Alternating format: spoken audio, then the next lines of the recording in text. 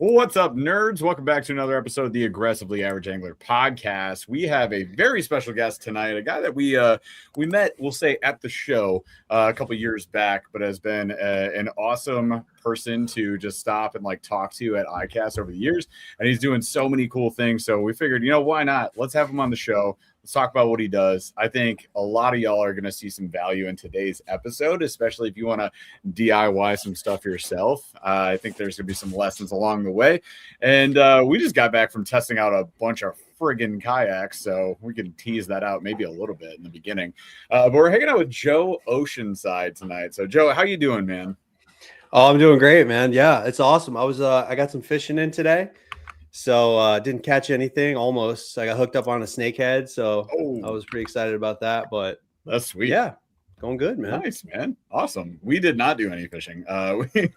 We hopped onto kayaks with nothing on them and we tested them out. But we were testing out the Camino Journey kayaks, the Kajo kayaks that everybody has been asking for. It's one of our most requested reviews. They finally landed at our favorite shop in the world, Water Dog Outfitters, in beautiful Whitehall, Michigan. So we drove 3 hours out, 3 hours back, and we spent about 4 hours on the water. So it's been a day.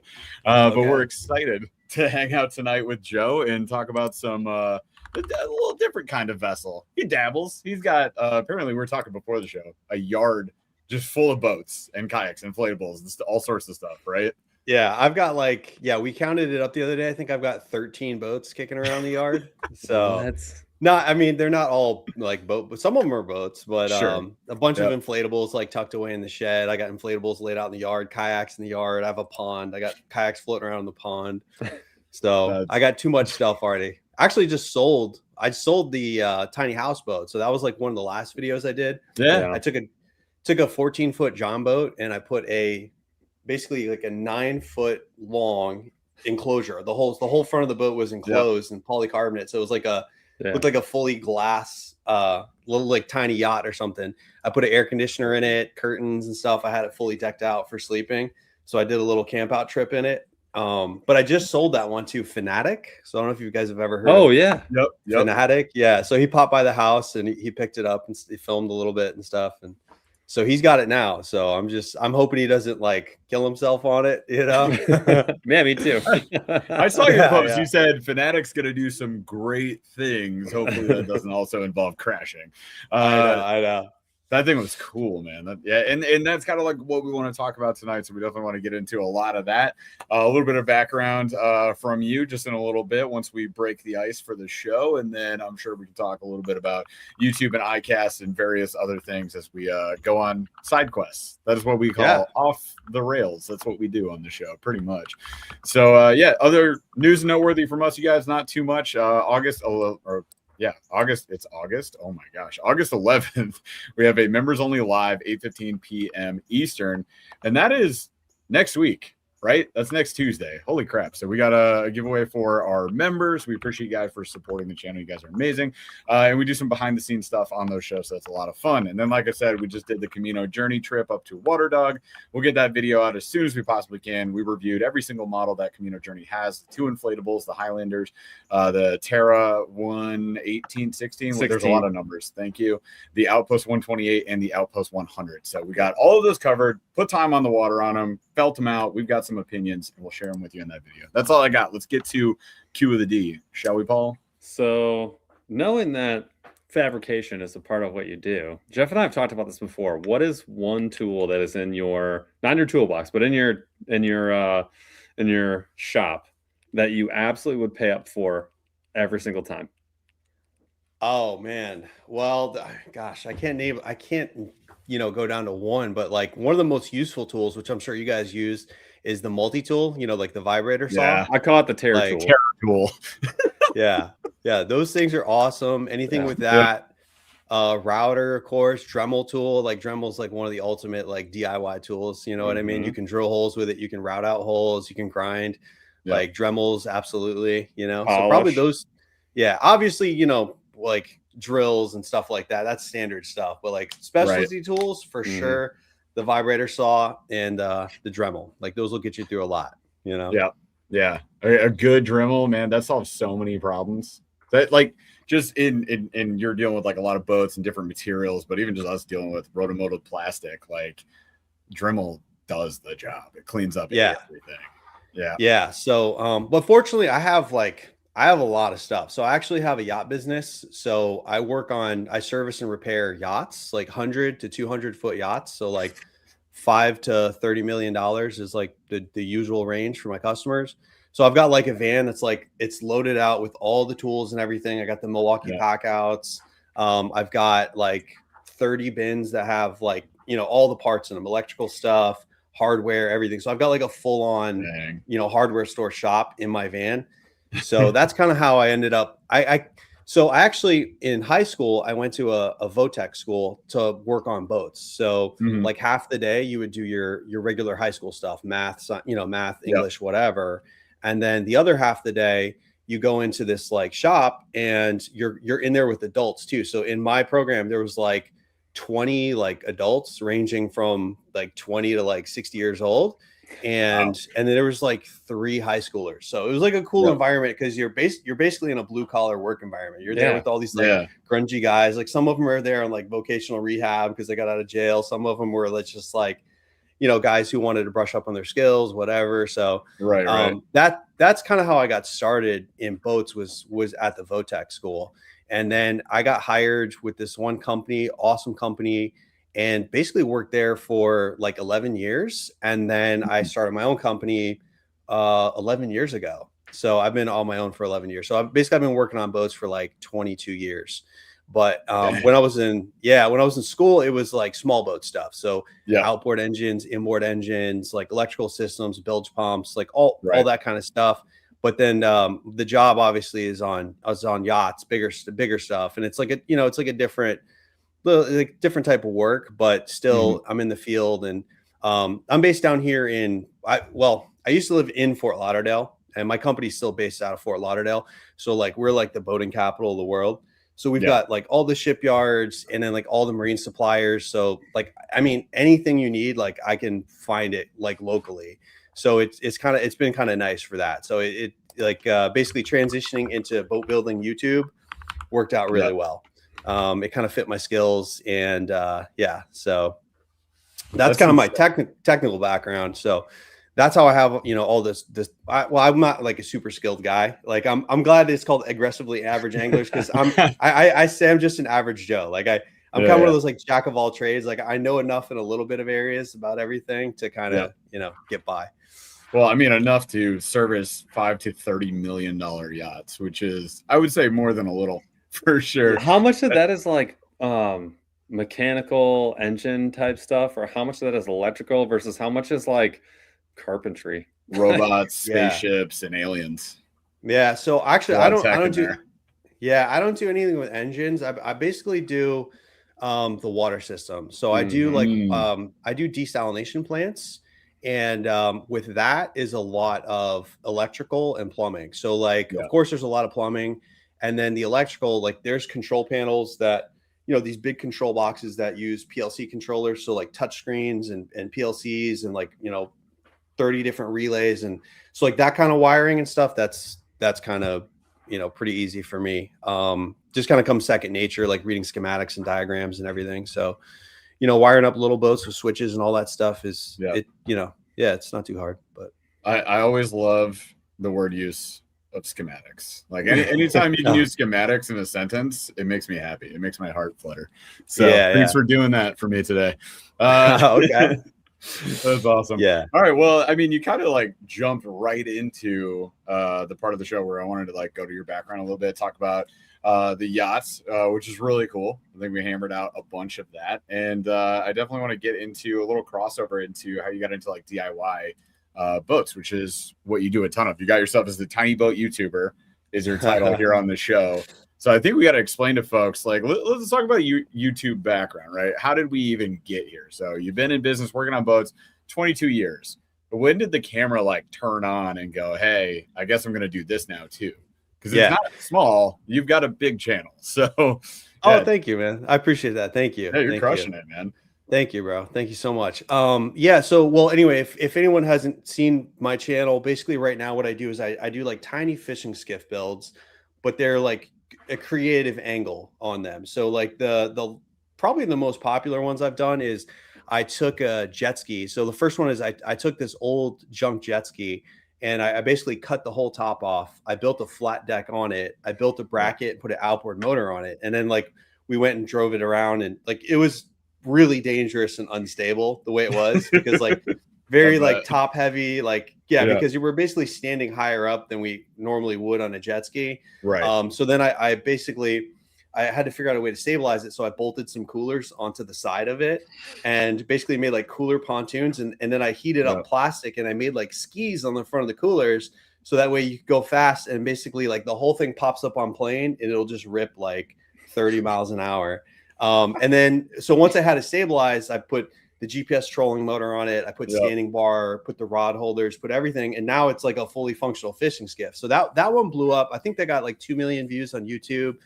And then like the clips on the reels on Instagram got like millions of views as well. So like that's the kind of tiny boat build I do. I don't just do like a regular boat. Like I try to do something creative. So I've done a couple jet ski boat builds.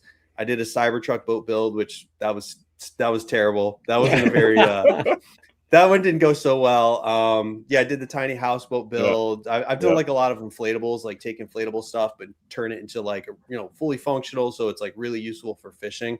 So that's kind of what the channel's focused on right now.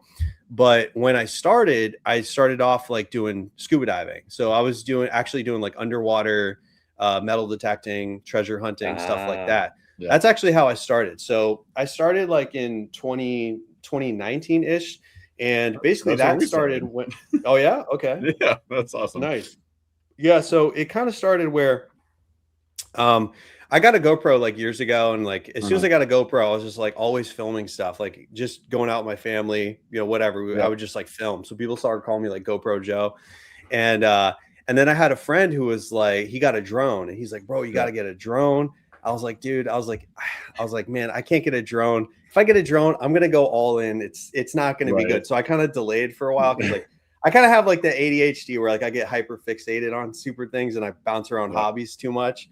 But I ended up getting a drone, and then that was it. Like I was like, all right, I have to learn about the camera stuff and like the frame. Like I had to learn about all the camera stuff. And after I did that, I'm like, all right, YouTube, of course, right? So I started doing YouTube, and I was doing underwater like metal detecting and all that. And that actually went really well for a while. Like I had a couple of videos like blow up and go viral, and then on TikTok, like that grew me on TikTok. Like I went to 700,000 followers on TikTok doing that. But it basically wasn't sustainable, because the thing about diving is like, well, you guys know with fishing, right? So like, let's say you're like, okay, I want to take this kayak out and I want to catch a fish and film a video. Well, you're subject to weather conditions, and then like maybe the water conditions aren't right. And with diving, it's like even worse, because now it's like, okay, all the weather conditions have to be perfect. And, it has to be a day when there's not boats driving over your head. And then also like the water clarity and the tides. And it was like so annoying to do all that. And I had a couple good spots in Miami where I would like go and like scuba dive and find all this stuff. But then like once I fished out an area, I'm like, all right, there's nothing left there. I kept having to find new spots. And eventually I was like, this is just not sustainable. So I filmed at, I went to DEMA, so DEMA is like, it's like the iCast for scuba diving. Basically it's, all the manufacturers come together. I went to that in Orlando and filmed there. And I did that like that iCast highlight style video where I go interview different people and like talk about the products. And that video did really well. So I was like, all right, cool. Like, let me look for some more trade shows. And then I saw iCast was like coming up at a certain time. So I'm like, okay, I'll go over to iCast and I'll film some stuff. And basically like, I drove up to Orlando. I didn't even know that it wasn't open to public. So like, I just showed up and they're like, okay, where's your credentials? And I'm like, you're like, what do you mean? I forgot them. I don't have them. They're like, well, so I had to like haggle with the people. And then I did have an email that said media in it. So I was like, oh, well, here's my media email. Like I'm a social media influencer. So they're like, okay, fine. So they let me in. So I walked around iCast and I was like, man, I literally walked the whole show. Mm-hmm. And I was like, I don't really know if there's anything in here for me to film. I was like, I don't know, man. This is not. I almost walked out. I almost walked out, and I'm not sure if it was my wife or my daughter. They're like, just film something. You're there. Yeah. So I was like, all right. So like I went and interviewed like I don't know, maybe like 7 people, or I don't remember how many products that was. It was a short video. It was like a 13-minute video. And then I posted that, and then that video, that one hit like 2 million views. So I was like, all right, I was like, I got to keep doing more of this now. So I was like, all right. And that video was like mostly boats, like small boat stuff, because at that time I was doing on the water, like I was doing scuba diving and all that. I'm like, all right, well, the small boats, that kind of relates to what I'm doing more so than the fishing. So I pretty much filmed the small boats. And then after that, I was like, all right, cool, I need to keep going with the small boat stuff. So then like I did like a budget kayak build where I got a Tractor Supply kayak, built that out. That did well. So, and then the one that really hit for me was the catamaran paddleboard. So I was telling you about this before the show.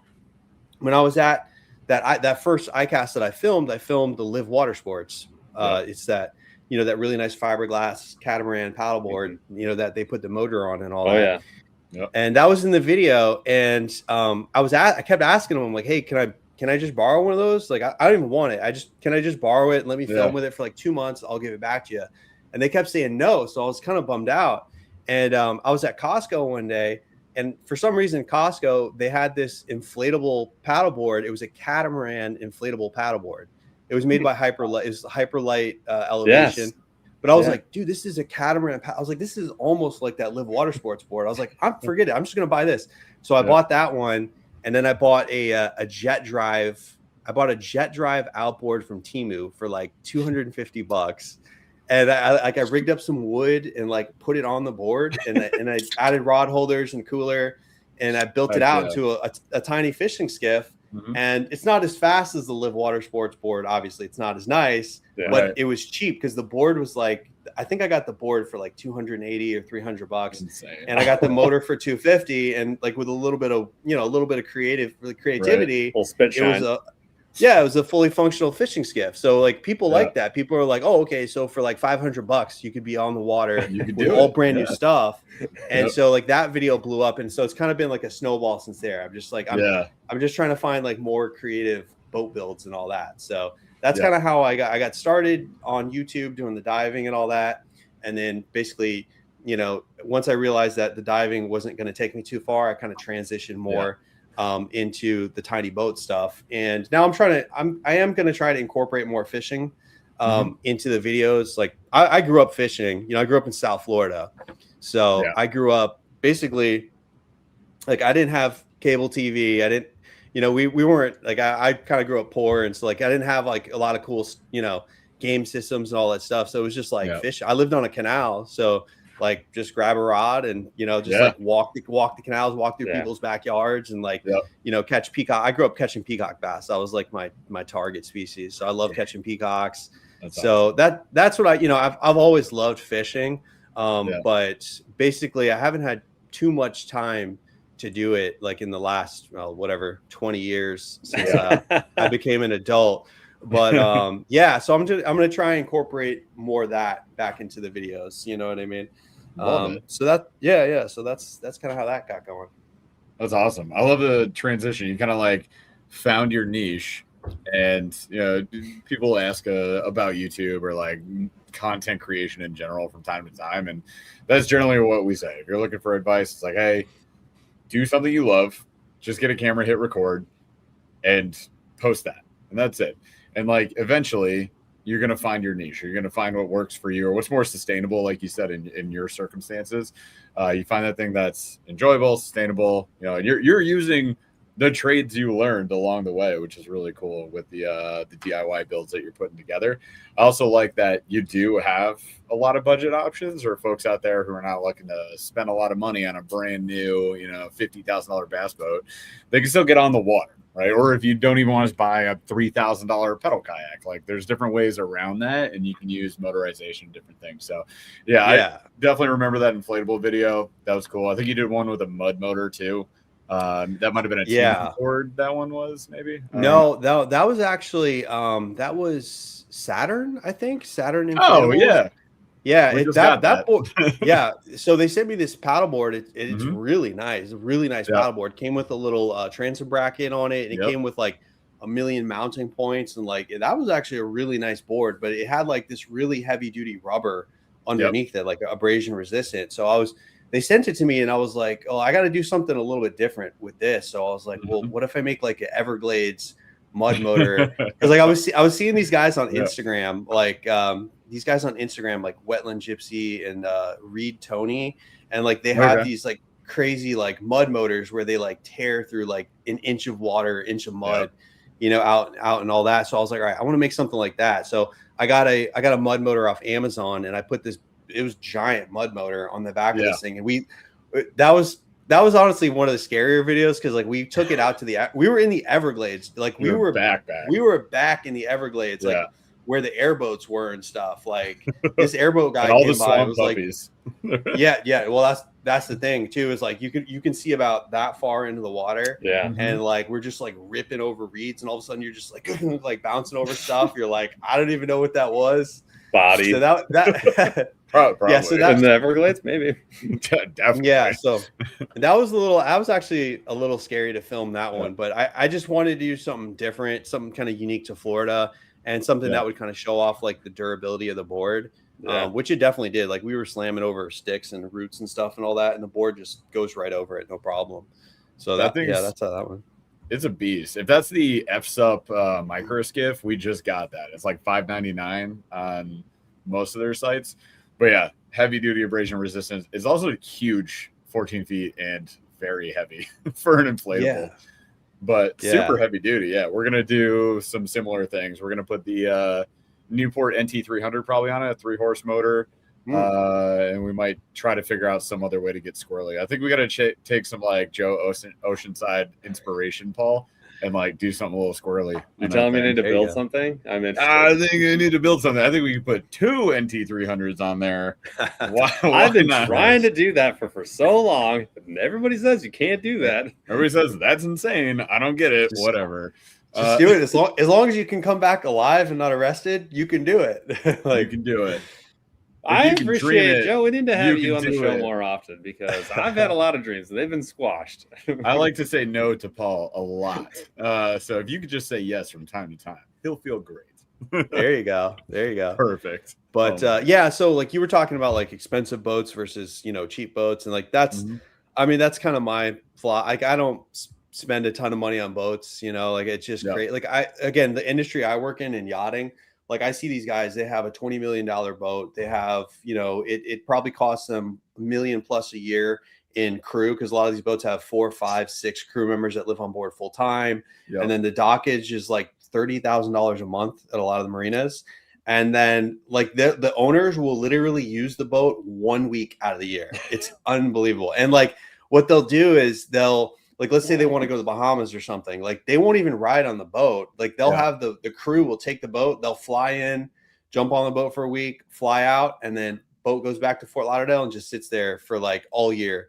So like I see that so much where people, obviously that's an extreme version where people spend a ton of money on boats and then they don't use it. But like all over you go all over Fort Lauderdale, like all up and down the canals. I mean, there's so many miles of canals around here, and you just see boats on lifts and they're just deteriorating. So like people spend so much money and they don't use it, you know? So like if you have a John boat and you can get out on your John boat and cruise around, you know, you're already getting more enjoyment out of your John boat than these people are out of these, you know, $100,000 center consoles and all this stuff. So that's why I like this. I like the smaller boat stuff. It's just easier, you know, they're easier to trailer. It's less junk to fix. You can get into like tighter spots and all that. So that's why I like the small. And you know, when you're in a small boat and you're going 20 miles an hour, like you're like, yo, you feel like you're flying. And so it's just a lot of fun. It's like the ultralight fishing of fishing. Like, get on a small boat, go really fast. Paul and I were on e-bikes today. Oh, nice. This relates. But like you get on a bike, you go fast downhill, you're like, woohoo, yay. We were doing 30 miles an hour on an e-bike. And That's fast. It's kick ass. That was super That's fun. fast. One of them hit 34, but it was from U-Free. We got to get our hands on a U-Free, man. But we took this U-Free. It goes 0 to 20 in like at a ridiculous pace. I don't know. It's like 8 seconds. It's just like you just take off from the line. But then we hit full speed, then pedaled, then went down a hill, and we got it up to 34. It was freaking nutty. But yeah, like just small motorized thing to me, always fun versus giant motorized thing. Not that big boats are a problem, obviously, but these are much more accessible. And like you said, it just feels like you're going faster. When you get a motor on a kayak for the first time, that little solo plastic vessel, and you start doing like 6, even 5 miles an hour, you're like, wow, okay, I'm kind of cooking. Granted, relatively, you're very slow on the water, but to you, like that feeling is really nice. And then you get more mobile, you cover more water. It like opens up a whole new world of things, which is really cool. And you're showing ways to do that for under $1,000, which is awesome. I've already made my apology, people. We're going to make more budget-friendly things. I'm going to take a page out of Joe's book. We're going to do some budget-friendly things. We are testing budget kayaks. We got the Pelican Catch mode coming. We got a new pedal drive kayak, updated one, I should say, from Lifetime coming. So, we try and dabble in that. We kind of got stuck for a while ourselves. I'll point the finger at us for a quick second, mostly using the middle to higher end kayak spectrum. So you get your Hobies, your Bonafides, your Natives, and they're fantastic, but they got that sticker shock for a lot of people. So I totally get that.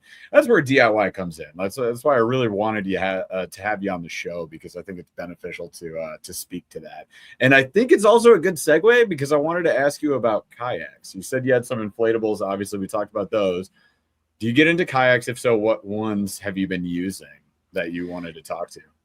Yeah, I'm not huge into kayaks, but like I said, one of the build videos I did after that first like iCast video is I did a budget build kayak so I went to Tractor Supply, because Tractor Supply down here they have a bunch of cool like little bass boats and kayaks and stuff like that. So I found it was on sale. It was $250. It was a Lifetime Tioga fishing kayak. So like it already had rod holders in it. I don't think it had track mounts. No, that's what I did. So I got the kayak, did a little test of it, and then I ordered like track mounts, and I ordered star mounts and like all this stuff, and then just kind of like decked it out with everything that you would need for like a basic fishing kayak. And then I took it up a river, and then I took it out in the ocean too, and that was awesome. It was like really glass day, and I went out and trolled the rods and just like paddled. So but yeah, actually I didn't know too much about kayaks, and like I didn't know like what type of mounts and everything I needed. Like I didn't even know the names of them. So I was like, I didn't know what type of mount worked with what track and all that stuff. So I was texting Kayak DIY. So I don't know if you've seen him. Yeah. So I know him. He's over on the west coast of Florida. I'm on the east coast of Florida. He's on the west coast, but he's a really great guy. So I was texting him constantly, like what's this track? Does this track mount hold this cup holder? Does this track mount hold this thing? Let me tell you, brother. Yeah, exactly. But it kind of worked out, because I think it's good for.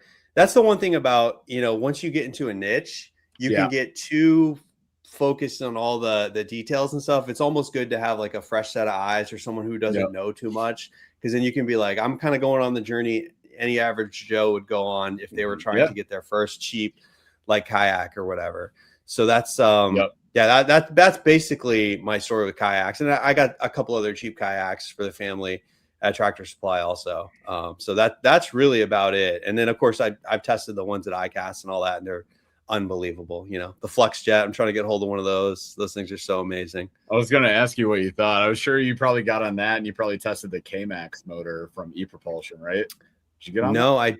No, I didn't. I tested this last show. I tested the Flux Jet, and I tested the Mosa also. And they're both. I would say they're both awesome. I like on the Mosa that let's say your battery died, you can just go to full pedal drive, right? That's cool. But I like the Flux Jet has nothing protruding down below it. So it's like even for like loading it, shallow areas and all that stuff, like going over 2 inches of water, I like the Flux Jet for that. So if I had to pick one, I would probably go with the Flux Jet. Oh, there's a vote for the Flux Jet. Let's go. Yeah, I'd agree. Like both of them had some pretty cool tech. Flux Jet actually won like the whole show last year, which is nuts. But yeah, lots of fun in both of those. We'll be testing them out a lot more in the future. And then we have a Flux Jet in house. If you ever want to hang out in Michigan, we got one. Oh, nice. I mean, I'm just saying, we can go over to the yacht club, Grosse Point, hang out for a little bit on a $30 million Cool. yacht, and then launch our flux jets off the back of it and escape. Totally. At 5.25 miles an hour. Just all right. scoot Next time on I get out up of there, man. Yeah. we got you, dude. We'll actually have two. We're working on getting their custom green color they just came out with. It's became a surprise collab with us. We basically we did one of these lives, and I made the thumbnail, and all I did was change the color to green because I wished they had a green one. And Paul and I always look for like that high vis green, and any brand is kind of our favorite go-to color. And we made it, and then they decided to make it an actual kayak. So now they have a green one. It's pretty nice. cool. Okay. High vis green? High vis ish. It's about as green as this. Yeah. Okay. I was doing the same thing, Paul. It's like the same as on the shirts here. But yeah, pretty dang bright green, like a Teenage Mutant Ninja Turtles Secret of the Ooze. Yeah, there you go. Okay. Nice. Everybody? All right. Everybody got it? All right, cool. It's super sick. One of our favorite kayaks. And then the Voyax, dude, that thing it's wild. It's squirrely when you turn. I don't know if you noticed that. It's like kind of jerky when you turn, especially if you're going full speed. But it's fast. It's fast. Yeah. I went pretty easy on it. I'm like, I'm kind of careful because I'm like, I don't know how. I just don't want to flip it or anything. So, but yeah, I inline, tested it straight and really pedaled hard, try to get that thing going. And it's actually pretty impressive how fast it moves. Yeah, it cooks. You can get about 6 miles an hour on it. Pretty easy, 6.5. I think it had at the show, I noticed it had like a different mode. So there might be like a more chill mode that you can go with it instead of the turbo mode that it comes with. But yeah, it's an interesting kayak. Just turning at speed is the only issue that I've ever really had with it. Other than that, it's pretty great. Runs on a 48-volt system, super efficient. And then, like you said, if the battery dies, you can go to pedal and you can still steer. That was like a big question a lot of people had about that thing, is because it has that electronic steering. That has its own self-contained battery that doesn't run off of the battery, or it has like a backup battery we talked to their team about.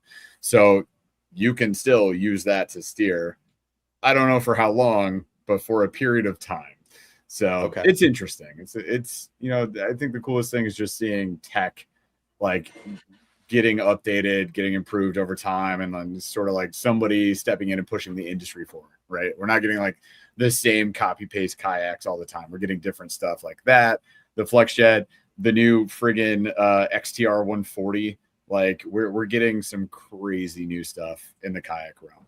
But anyways, I'm always impressed how like every year I go to ICAST, I'm like, all right, how can there be anything new? Like, didn't we peak last year? And then there's always something new and interesting there. There really is. The funny thing is this year, it seemed like people have had it with new stuff. We posted a video of the Chattertail from Z-Man that kind of popped off. They're like 500,000 views on Instagram. Tons of comments. All the comments are like, this is a rooster tail. So I don't know if you saw the Chattertail, but it's like, you're familiar with inline spinners, rooster tail. Yeah. I actually love, that's one of my go-tos, like the inline spinner. Yeah. For like little like Mayan cichlids and stuff like that. They go crazy for those. So, but I didn't see it at the show, but I watched your live stream from maybe last week or 2 weeks ago. And I saw you popped it up on screen. And I was like, that looks exactly like the one I have, which the one I got it from Temu like 2 years ago. That it looked like this. Yep. So that's what people were going crazy. But if you look closer at the Chattertail, it actually has a blade that goes back and forth like a chatterbait. It doesn't spin. So it eliminates line twist. It has a slightly different action. It's an update on a beloved classic lure. So we're like, this is neat. But people just not having it, man. They're like, that's a rooster tail. We've had those for 40, 50, 60, 70 years. I don't care. Don't change my rooster tail. So that, and then you get like the urchin rigs that were all over. Every single brand has an urchin rig. I got it. Yes. Got a bunch, right? Yes. Are you going with I laid out a bunch of stuff here in case we talked. No, actually, man, I'm just using like one of those EWG. I don't know if you can see that. Hang on, let me get my head out of there. It's not focusing, huh? Just an EWG. No, you can't see it. Yeah, it's an EWG hook with like a weighted head on it. Like you would put a Senko on it, and I just push it up really high, and I don't know. It seems to work good. Like I'm trying to get one of those G-Rat urchin rigs and try that out, but same. Yeah, those are cool. I also use the Frico rig, which is a weight, like a nail weight that goes in the bottom, has a hole at the top, and you can run a Nico hook through it. So you just hook it through the top. Although, because of that rig, I lost my Berkeley Meba. It just fell overboard. It just fell off the hook. So that sucked. But other than that, it did work good for a time. But yeah, Core Tackle's hook is really good too. I don't know if you've seen that one. That's one you can get.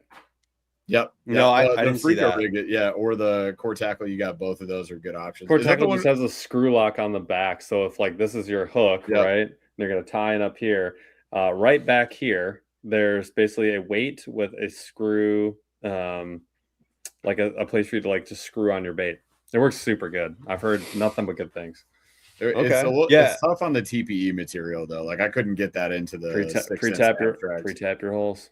The 6-inch abstract has a huge hole in it. Actually, it's supposed to be that one right there. Mm-hmm. It's supposed to be one of the easier ones to rig. It's a bulky boy. It's got a barrel body. Yeah. You see that thing? Yeah, it's crazy. Yeah, it's and the fins, like I don't know what you call them. The barbs are like flat instead of rounded. Yeah, and they have like little paddles on the end of them. I haven't even used this one yet.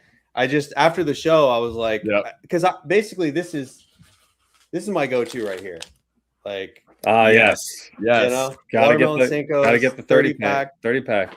You gotta load them up, man. Yum dingers are undoubtedly the king. Like super economy friendly for sure. And it's amazing how well those catch though.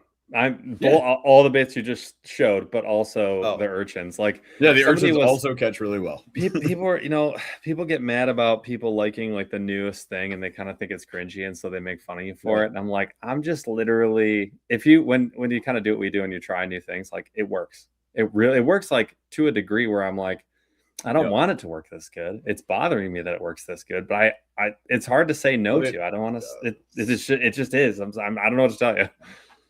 Yeah, it's all good. I mean, look, like 10% of like 10% are gonna watch your stuff and hate it. 10% are gonna love it. Everyone else is in the middle. It's all good. Like you can't, and usually the people that don't like stuff are more vocal than the ones that do. It's part of the internet, man. Anytime we talk to somebody who's I don't know, a bit younger, maybe in their 20s, starting out a channel, I'm like, dude, first things first. Thick skin, baby. Like you're gonna get some nonsense. You're gonna read those comments. Don't read into it, man. They don't know you, and like you don't have to respect the opinions of people that you don't know or respect. So there you go. It's all good. And you know how fishermen are. Like you kind of figure out what works for you, and then you just roll with that for till you die. Forever. It's like your haircut. It's like your haircut once you turn 30. Yeah, literally what I do every time I go in. I don't even talk to my hairdresser. I'm just like, hey, Tiffany, make go me who ahead I and am. just do your thing that I like. All right, cool. Like never descriptive ever. Give me the that's kind of what it is. Yeah, give me the Seiko cut. The green pumpkin.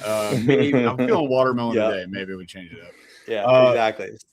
It just makes you. I don't know, man. That's why I say like, are we done with innovation? Like, there seems a chunk is, but you're right. It's probably like just 10%. They're just vocal about it, and they like to complain every time new stuff. Like anytime new stuff comes out. And I personally, we're gear nerds, like literally through and through. That's why we made a second channel called Outdoor Gear Nerds, because that's who we are at our core. And we love reviewing those products, testing it out for you guys. Like that's what we get into and really enjoy. So naturally, when new stuff comes out, we get excited and like we'll be hyped up on it. And then people are like, why are you so excited? Like, I can't calm down, man. I get pumped. Like, so on your channel right now, like what really drives you? What gets you pumped? What are you like excited to do when you turn that camera on? You're like not bummed to work that day.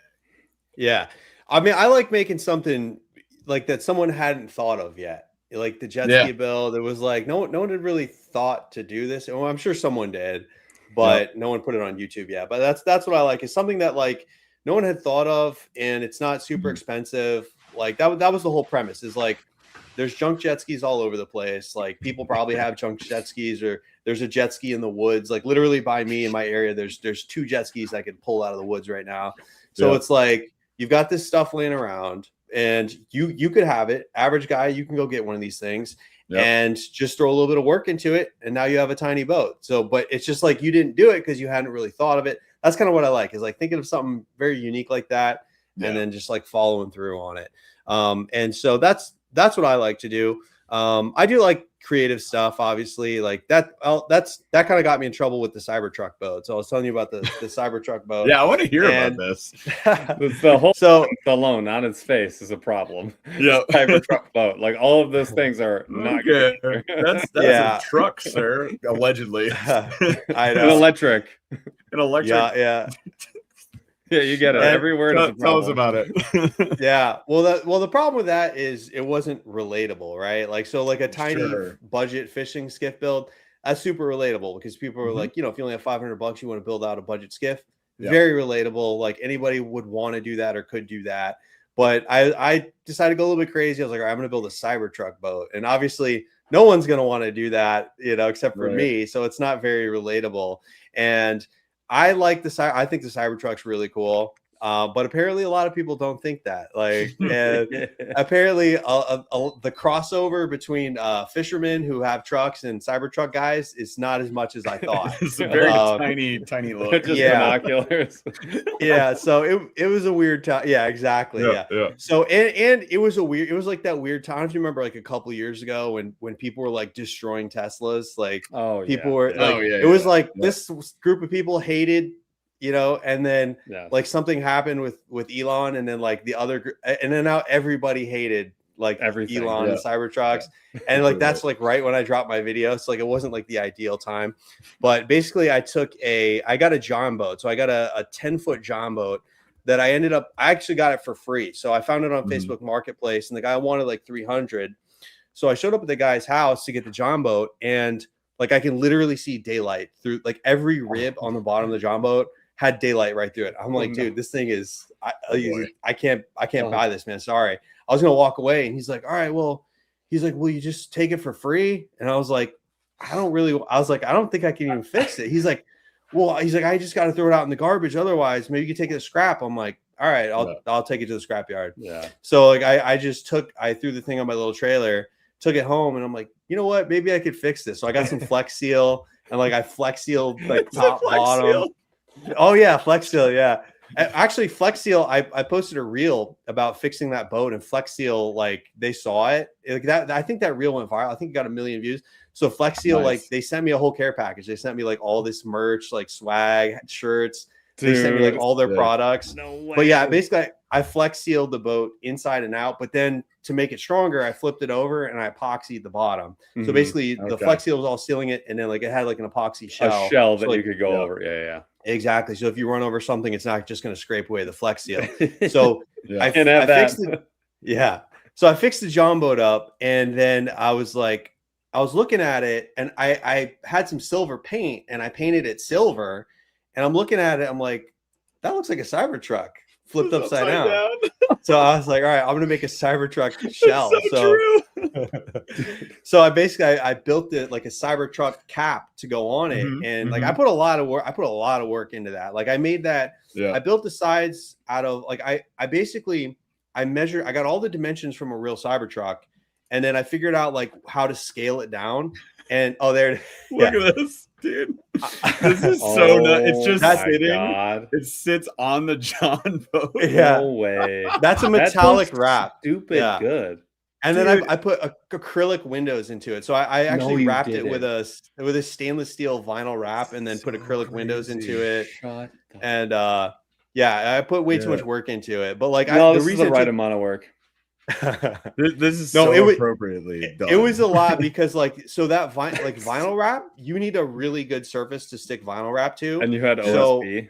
Yeah, basically. Well, no, I used 1/4-inch plywood, but I had to epoxy it, and I had to sand it and epoxy it and sand it like 4 times till I had like a glossy. Yeah, exactly. So it was a ridiculous amount of work building that thing. I hate that you had to do that. That's like my least favorite thing in the world is sanding and cleaning and smoothing out and plywood. I hate plywood. This is look at this thing though. This is I'm skipping to the oh my god. Dude, why is that so awesome?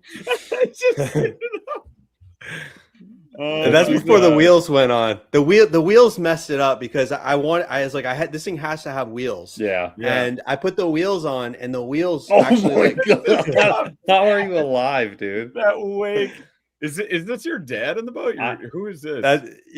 that's a relative of mine. Yeah. Relative of yours? Like, there's so much Yeah. water in the boat. That's actually my father-in-law. So we That's call your him old father-in-law, school. okay. Yeah, we call him old school because dude, he is I saw him crazy, bro. shredding in one of your videos. Yeah, he will tear up anything on the water, dude. He is like Yeah.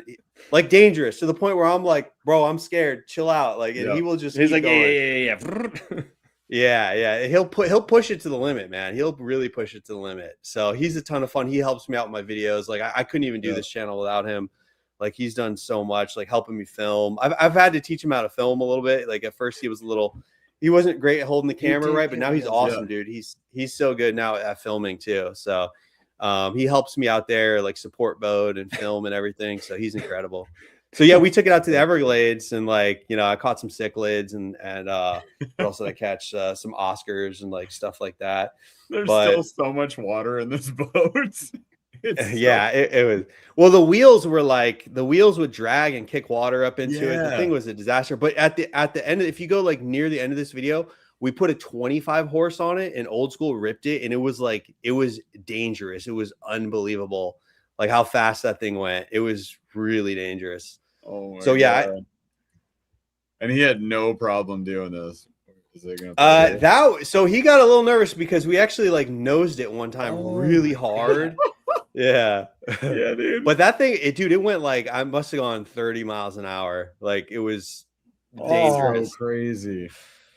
Dude, it's so crazy. It's so funny watching the Cybertruck silhouette rolling on the water. So for anybody that is listening to this as a podcast, you have to go look up Joe Oceanside and you have to watch this Cybertruck. So he basically built a wooden shell that goes on top of this John boat, and the wooden shell looks exactly, and I mean like, that was the nose. That was the one. And we're watching him. This thing is floating. It looks like he is completely on plane.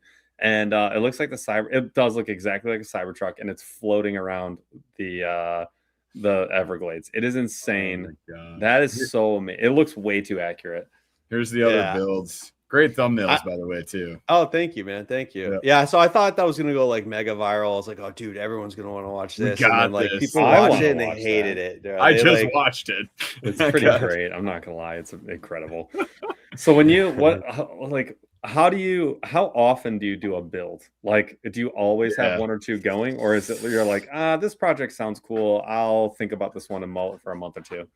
Yeah. So, oh man, the problem. I mean, I always try to have one that I'm working on. Like I've only put out like 4 videos a year. Like the last 2 years, I'm putting out so basically like every 3 months I'll put out a video. Yeah, and it's just because like it takes. I don't have much time. Like I run a business and I've got a bunch of kids, like in between 3 and 6. That's how many kids I have. So I've got a lot. I don't have much time at all, but I fit it in. I fit it in when I can. And so it takes me a while. And then also like the type of builds, it's like they take a while to build. And then, a lot of it's weather dependent. Like if it's raining or something, or if it's like, it's summertime, dude. So it's so hot here in the summer. Like I can't you know what I mean? It's really difficult to do stuff out in direct sun. I don't have like a big workshop or something I can do this in. So I'm kind of like doing it outside of my yard. So basically with all those factors considered, I don't build too many. I would like to do more, but I don't, I've thought about like putting out more videos, but I just don't want to reduce the quality. Like when I get an idea, I'm like, all right, I'm going to build it like this. Like I have to build it like this. I'm not going to cut corners and stuff. Like I'm going to build it like the way I want to build it. And so it's just going to take as long as it's going to take. So that's kind of my strategy, is like not to put out so much content, but just the ones I put out, just like do it the best that I can. And I spend like a ton of time editing, like it's probably about an hour of edit time per minute of finished video. So if it's a 30-minute video, it took me 30 hours of editing. Usually I've gotten a little bit faster, but like this last iCast video probably took me 35 hours of editing at the computer. So that's I try and like B-roll, B-roll overlays, overlays, and like master the audio and like try to make everything like perfect. So I would like to put out more. I would like to do more, but unfortunately, like I just can't right now. And now it's getting a little more like I'm trying to do more on Instagram too, and Facebook. So like obviously and you have to like slow yourself down and like remind yourself to film vertical. Like I'm so used to just filming horizontal. I'm like, all right, no, I have to stop and then get a couple vertical vertical shots. And so I would like to put out more, but that's kind of the bottleneck right now is time. No, I totally get it. Quality over quantity, not quantity over quality. No, that's super cool. It also makes me think about our editing. We hired editors this year just so we could just focus on everything else. But the way we usually edit is wicked fast and not fancy. So I'm like you're like Emerald Lagasse in the editing room, and I'm the slap chop guy. We're not even slap chop guy. We're some guy in a kitchen somewhere.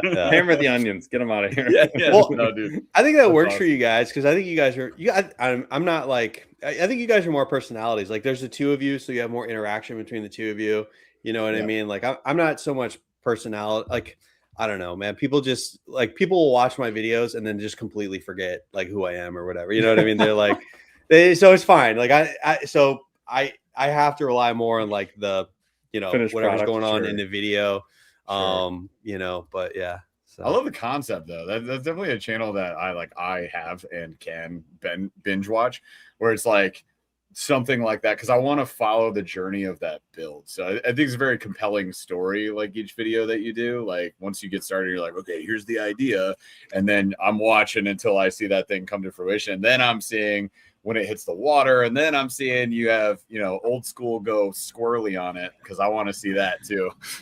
Yeah. Have you ever watched those videos of people who like do custom car builds or car restorations where that's what it reminds me of.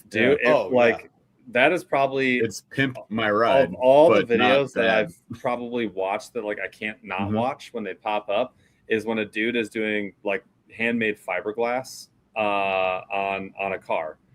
It is insane, and the number of hours it takes to just make like a whoosh instead of straight is like it is mind blowing. Those are I can't stop watching those. Yeah, no, I agree. Like, I mean, first off, like men, like we just for some reason we like to watch other men working, right? I don't know what it is. You know, you walk by a construction site, you're just like, looking what's going on. You guys are doing great. What I mean? So like, you just 820 gauge. What do you got there? What do you got there? So, yeah, you just you post. Wait, hold on. What you got there? Couple of 8 gauge. Exactly. 8 gauge. I thought so. I see it on Instagram and TikTok. Like I scroll through, and then all of a sudden there's a guy just like he's cutting and welding. I'm like, I don't even know what he's doing, but I'm like, I gotta watch it. So like that's yeah. So that's kind of how the videos are. Like if anybody watches the videos, like basically the very beginning part of the video, I lay out like, hey, like these boats are expensive. I want to build my own boat, and then I kind of go into the build. And then it's like very, very fast. Like you see like the whole process of the build. So that's kind of what the videos are like. Yeah, they're like build videos. Like you can watch the whole process being done. And, that's interesting for, especially men, so it's kind of like the target audience is like, guys being guys. You and me, whatever. Guys. That's kind of like, just basically like, make a video that you'd want to watch yourself. Right. And then, people will watch it. So that's kind of the idea behind all that. I think that's the way to go at the end of the day. It's also enjoyable. You're doing something that you like to do.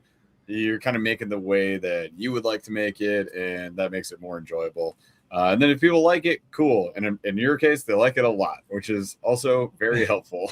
What are some of your favorite? Like, I know for me, one of my favorite things about doing the kayak builds is like you encounter a problem, and you know that other people are encountering the same problem when they are approaching, especially with these kayak builds, because we're all trying to do the same things, right? Like there's a couple different, just choose your own adventure with a kayak, and just like anything else custom. But when you start rigging one out, you're like, okay, I have like, this is my idea, and then I want to like get there. And then you're always going to encounter X number of bumps. Usually that's a trip to, Home Depot or Harbor Freight or whatever. But the most rewarding things are when you encounter one of those problems and you just figure it out with what you got laying around. Like that is like, for me, that is the exciting part. Like I came up with a solution. This is actually genius. Like this is good. what are some of your like big, like, oh man, I had problem X and this is what I did to figure it out. And like, for me, it's rewarding. So I'm curious if you have the same thing. Yeah, probably on the the first jet ski build that I did, that was one where I cut the top off, built the flat deck, and then we rode it, and it was an outboard motor. So like obviously jet skis, right? Like the motor is mounted all the way down in the keel, right? So that's basically your keel weight that keeps the jet ski stable. If you pull that motor out and you move that weight higher up to an outboard motor, completely throws it off, makes it unstable. And so I had to figure out a way to stabilize the jet ski boat without slowing it down. And that's where I had the idea for the coolers. Cause I was running through everything. I'm like, dude, what do I do? Like, do I glass on pontoons? Like what I was trying to think of like a quick way to do this. And then that wouldn't be it. Like, fiberglass pontoons would not be it. Exactly. And then I was thinking, I was like, all right, well, like boats essentially are like foam. Like a lot of boats. A lot of boats are foam with like a fiberglass shell. So I'm like, okay, foam. What else is foam? Coolers are foam. And then I was like, coolers are basically tiny boats, really, if you think about it, you know? So then, there's the coolers. So I was like, all right, I went to Walmart and they had these giant coolers. I'm like, well, these coolers are so big. Like these coolers are going to add like 100, 200 pounds of lift onto this thing. So I bolted the coolers on and then I put the skids on them and it worked awesome. Like the whole thing worked like, it was like if a naval architect designed it. Like it just worked perfectly. And so that was like a weird out of the box solution that was like, it was cheap, it worked, and it actually added more functionality because now I have two giant coolers that I can put like ice and drinks and fish and all that stuff, you know, because you want coolers on a boat anyway. So now you have like two giant coolers. So that was one of them. And then the last one was similar. So I did another jet ski build, but the second jet ski build that I did, I used the jet drive and the motor that was in it. So I got a jet ski and I had to rebuild the motor and fix the motor all up and all that. And then I had to figure out a way to stabilize that, but I didn't want to do the cooler thing again because I had already done that in another video. So there's the coolers there, the Coleman. We're watching him try and mount these things and figure out where they're going to go on the side of this jet ski. They're like the same size as the jet ski. They're huge. They were huge coolers, and think about how much lift that you could sit in that cooler and float around. Like 200 pounds. Whole person. That is crazy, actually. Yeah. If you calculate how much like volume the cooler is, water weighs 8 pounds per gallon. So if this cooler can hold 50 gallons, like that's 400 pounds of lift right there. Freaking insane. So yeah, but the second jet ski build that I did, like I said, I rebuilt it so it had the jet ski motor and all that, and then I made it into a center console. So it had a flat deck, but it had a center console. And when I went to walk around the console to get to the front, like the jet ski was very tippy. So I needed to figure out another way to stabilize that. So I was like, all right, I'll put pontoons. I'll use PVC pipes and make pontoons. But I was like, I need the pontoons to get out of the way when you're going fast. Like, I don't want these things dragging in the water. Lifting up. Yeah. So those, I actually made like aluminum brackets, hinged them, and I put electric actuators on there. So I got these cheap electric actuators. They were like $30 on Amazon. And basically you hit a button and then the pontoons will lift up like wings. And then you can rip the thing, dude. You can carve and cut just like you would with the regular jet ski. And then when you get to where you want to fish, you hit the buttons and the wings deploy back down. And then now you're totally stable. You can walk all the way around the ski. You can use the GPS trolling motor and just like get to your spot and all that. Dude. So that's the actuators. Awesome. Let's go. I love that. That's so cool. Dude, you got to meet up with our friends over at Catch. This is the stuff sitting in their warehouse. So have you heard of Catch? They make like the Catch board is the most common one. It's the measuring board a lot of kayak fishermen use, but they make kayak accessories. They're all aluminum, anodized aluminum that they use. So they'll create brackets for like the Bonafide XTR and like every kayak that exists.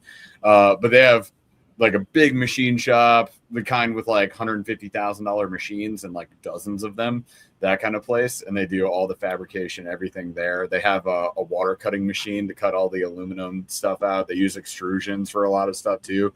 And then back in their shop, they actually had one of the local colleges. I think there was like a team of folks there built out was it an XTR, Paul? I think it was an XTR or something. PWR. It was a kayak, a PWR, and they had actuators on it and everything. They were putting a huge motor on the back. It was freaking nuts. It was basically like a concept build similar to like what you do. But it was that's cool, man. Yeah, that's awesome. I love that stuff. Yeah, so like when I was in high school, I did a drafting class, so I learned like CAD and all that. And then like I had an uncle who was like a machinist, so he taught me like SolidWorks, like 3D modeling. And then just recently, I've got a 3D printer, so like I've gotten more into like 3D modeling and 3D printing and all that stuff. And so like I really like that kind of stuff. Like the company I used to work at, we had like a plasma CNC and CNC routers and stuff. So I like making custom stuff like that. The only thing I don't do is I don't weld, but I have a guy that lives near me that it's funny, we randomly met. So I had a side-by-side, a UTV. So I had this awesome side-by-side. It's a 6-seater with a big dump bed on the back, and it had a diesel engine in it. And like we drive these trails and ride like all around the neighborhood and stuff. And I went to sell this side-by-side, and this guy randomly came over. He was actually like, he lives like a couple blocks away from me. So he came over to pick up the side-by-side, and we started chatting and stuff. And it turns out this guy works for like a custom jet ski shop, and he builds like some of the fastest jet skis in the world. And then I was like, oh, bro, come check out my jet ski over here. So I showed him that ski. Like he loved it. So like he started actually like doing some welding and stuff for me.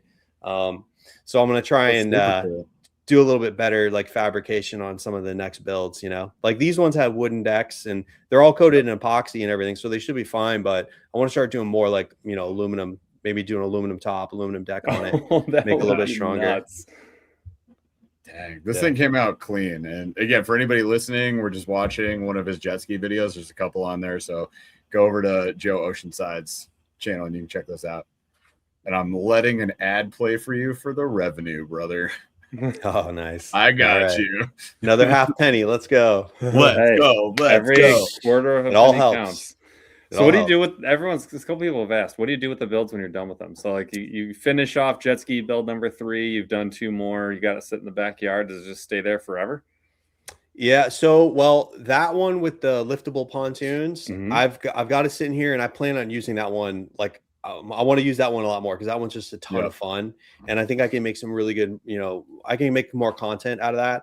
I've actually that one. So the pontoons on the side were just white. I actually painted them to look like Stinger missiles. So now they're like green, and they have like the yellow stripes and the warning and like letters. So I have this jet ski that literally looks like it has missiles on the side of it. So that one, but it has like an ignition issue. So I screwed up. I bought some like Chinese stator CDI coils and stuff like this, and something has failed, so I have to actually repair that again. It doesn't have spark right now, but I'm keeping that one. The first jet ski boat build, actually Alex Folguera, if you know him. He actually has the other one, so he borrowed it like 6 months ago, and he filmed like a couple videos with it, but he hasn't done much, so it's just sitting in his yard. So I saw him at ICAST, and his wife was like, this thing's got to go. Yeah, like, all right. Dude, so the one jet ski boat's down at Alex's house. The other one, I'm gonna use it some more. The Cybertruck. So I took the Cybertruck shell off and I sold the John boat, got rid of that. And the Cybertruck shell, I put like a mesh all the way around it. I put a cover over the back, a liftable cover. And I put an automatic chicken door, and so that's now a chicken coop. So I've got like there's like 20 chickens living in the cyber. So like in my house in the future is where they're living. There's a mini Cybertruck sitting in the back, and then in the morning the door lifts up and like 20 chickens come out and they're like all over. So that's a chicken coop right now. And then of course the inflatables are all like, you know, I've sold a couple. Cyber coop. Yeah, the cyber coop. Exactly. Yeah. Yeah, as if my yard didn't look redneck enough with boats laying all over the place. 12 out of 10. Put a Cybertruck kicking around. Amazing. I just wanted to lift on hydraulics and like smoke comes out and then they all just come out of there. That'd be sick. I mean, I'll have hazmat suits too. surprisingly, that one's like held up. Like there's no rot, like there's no water gotten under the vinyl wrap. Like that thing's holding in there pretty good. So actually, that's I actually built that one. It's better than I thought I built it. It's still out in the elements right now. Vinyl wrap is crazy. Yeah. And tons of Rust-Oleum paint. You know what I mean? Just douse it all in Rust-Oleum, and it's good to go. So yeah, I've sold some inflatables. I've sold some of the motors that I've gotten, and just trying to get rid of stuff, recoup my costs. And of course, I just sold the houseboat to Fanatic. So I think he's going to do a great job. I think he's going to make a lot of cool videos out of that. You know, that thing was sweet. I watched you like sleeping in, like I watched you sleep. That was creepy. That was I watched you going to sleep in that one. It was really cool the way. Yeah, I know. It was really cool the way you set it up. And honestly, like as you were like cruising around with it, I'm like, well, yeah, once it stops, it actually is kind of perfect. Like it's just all the stuff you need to just crawl in there, seal it up, and hang. Yeah. I mean, the AC struggled to keep up. Like in the daytime, the AC will not keep up. I mean, but this is Florida, dude, where it's literally like 105 heat index, and like you can feel the sun on your skin. It's just so hot. So it didn't keep up. At nighttime, it kind of kept up. The problem is I didn't insulate the roof enough, and then what I didn't think about is I didn't insulate the hull. Because like the water's probably 83 degrees 85 when I went out. And I didn't think about it. I'm like, basically, you've got all this sheet metal that's 83 degrees constantly. And metal is like a really good heat sink. So you have endless amount of heat coming up through the hull. So I was like, I should have insulated the hull better. But that boat, surprisingly, like everyone's like, oh, that's dangerous. It's going to flip. It's going to tip. Dude, that thing was more stable with the enclosure on it than it was before I added the enclosure. It's a bunch of weight. It's evenly distributed. It's not awkward. Yeah. And then the other thing too is like now, like you can slam it into a wave or into wake, and all the water just goes out the side. It doesn't go up. That's the thing about a John boat. You're so low, you slam that thing, you're gonna swamp it. Like this thing cannot swamp. You can slam it into a 3-foot wave. Water just goes out the side. You know, bangs the glass a little bit, but it doesn't matter. The water doesn't come in. So it was actually like surprisingly more stable than I thought it would. Could you imagine just being like, babe, date night on the houseboat? Yeah, in the winter actually, I mean, I kind of wish I still had it for wintertime, because wintertime it would be awesome, man.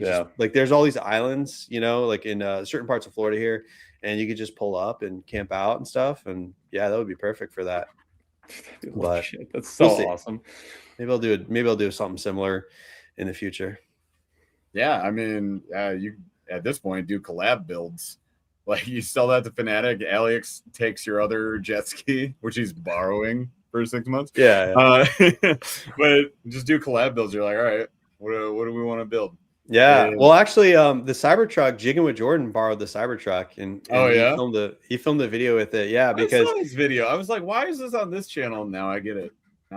So he actually had like he was doing some promotion with some company, AI Angler, I think. They were at ICAST last year, AI Angler, and they were giving away a Cybertruck. So he was actually doing that promotion. So he had the Cybertruck. So I brought it over, and we hooked up the Cybertruck boat to his Cybertruck, and we drove it all around. It was crazy, dude. People were people couldn't believe it. Like the big Cybertruck pulling the mini Cybertruck. So we cruised around the Cybertruck for a while, and then he went and launched it and caught some fish on it and stuff like that. So that's so crazy. Were you on his channel back in the day? I feel like I've seen one of his dive videos with you in it. One time. Yeah, we did one thing together. Yeah. We did one dive thing together. He came over to Miami, and I had a spot, so he came over and we did a quick little dive together. And then I switched over and started doing the boat building stuff. And he was like, hey man, can I use the Cybertruck? I'm like, of course. Yeah. So I brought it over to him, and we did the Cybertruck thing. So that was cool. That was fun. But again, not a great response. Like people did not like the Cybertruck boat. So yeah. I mean, people are weird. People miss. That thing's awesome. I don't like Cybertrucks, and I thought that was really cool. So thanks, man. I was here for it. Oh man. I appreciate it. That's wild. Because I totally saw you in one of his videos, like maybe years ago at this point. But that is funny. And all you got to do, dude, like I'm looking at his playlist right now. You just got to find a pew pew in the water, and that's a lot of views. Like every time there's like 5 of these of just finding potential murder weapons. Yeah, we found a gun. We were magnet fishing. We found a gun. And Yeah. sorry, pew pew. Sorry. It's all Yeah, right. We yeah. don't monetize this, so whatever. Yeah. Well, so I did find one, and the police, it was crazy. Like they had like 10 police cars show up. It was like a joke. It was like, come on, guys, like you don't really need, For like real? 10 police cars showed up. Yeah, they What? took it. And then another time we were in Miami, and this one was really sketchy. So I found this, like, it wasn't quite a machete, but it was a big blade. Like it was probably a 12-inch blade, or real gnarly looking, and it was wrapped up in a shirt with rocks. It was intentionally just, so they wrapped it up in a shirt with rocks and threw it off the bridge. Yeah. And I found it. I'm like, okay, this is something's going on here with this one. So we called Miami Beach police, showed up, and the guy pulls up and he's like, no, I don't want it. He goes, just throw it away. I was like, for real? I was like, dude, someone hid this thing. Like this is. He's like, it was me. He's like, even when you found it. he's like, nah, bro, throw it away. He just drove away. I'm like, all right, Dude, make sure you touch it.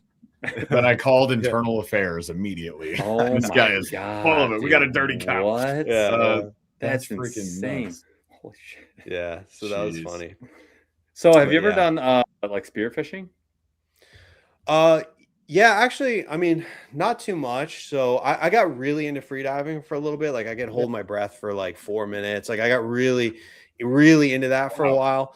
But I just didn't have much time to go out and do spearfishing and stuff. I went out one time. I did one video with my friend Jack Spiro. So I don't know if you've ever seen Captain Jack Spiro. He's on Instagram. He's unbelievable, dude. Like he does all this.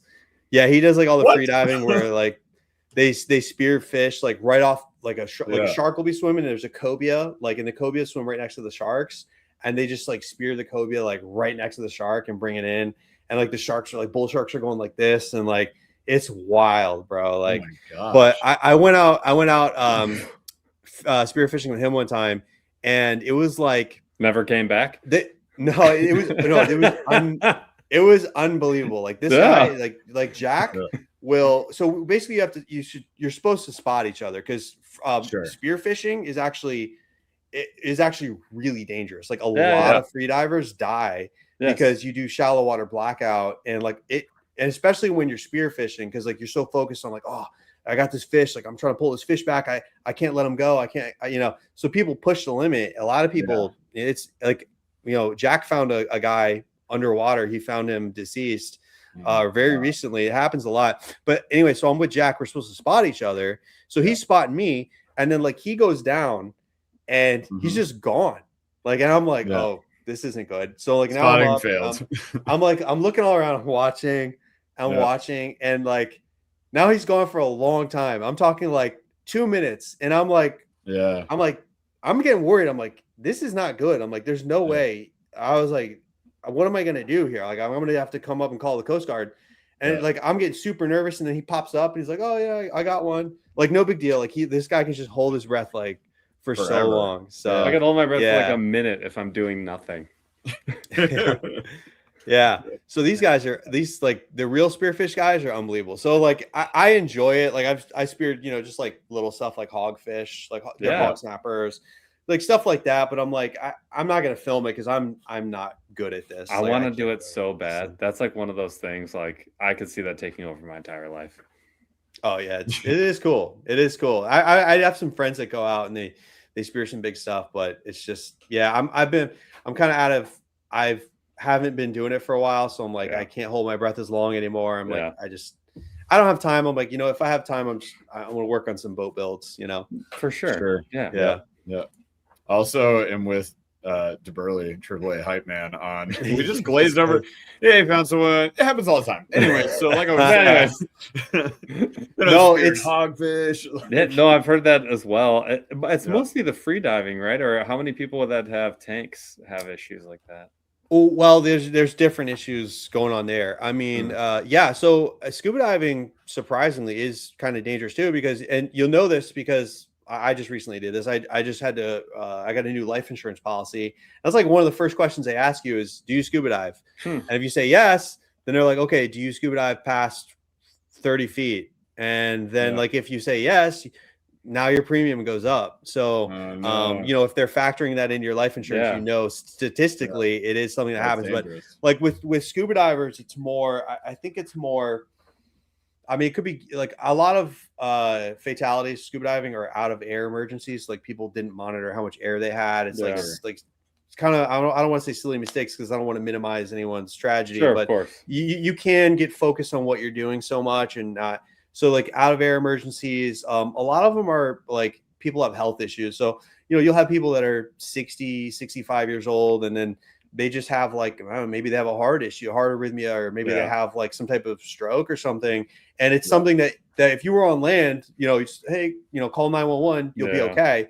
That happens 50 feet underwater and you're cooked, right? So that's what happens there. But with free diving, the common thing is shallow water blackout. So basically when you free dive, okay, there's two things going on.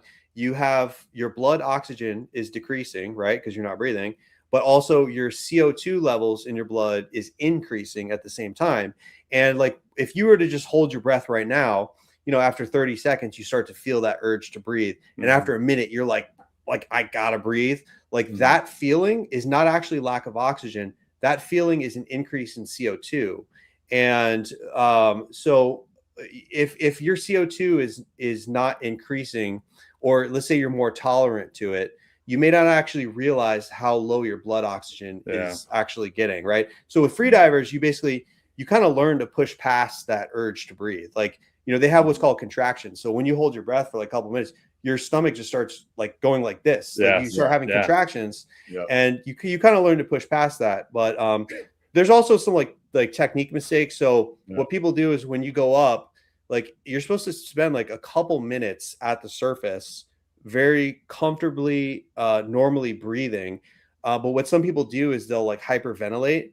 And when you hyperventilate, you artificially lower your CO2 level. So then when you dive down underwater, your CO2 level is actually lower. And that's actually the emergency gauge telling you when you So that's lower. So now all of a sudden, like you hyperventilate and you dive down, your blood oxygen's dropping, but your CO2 level is not increasing at the same rate. So you don't realize how low you actually are. Freaking out.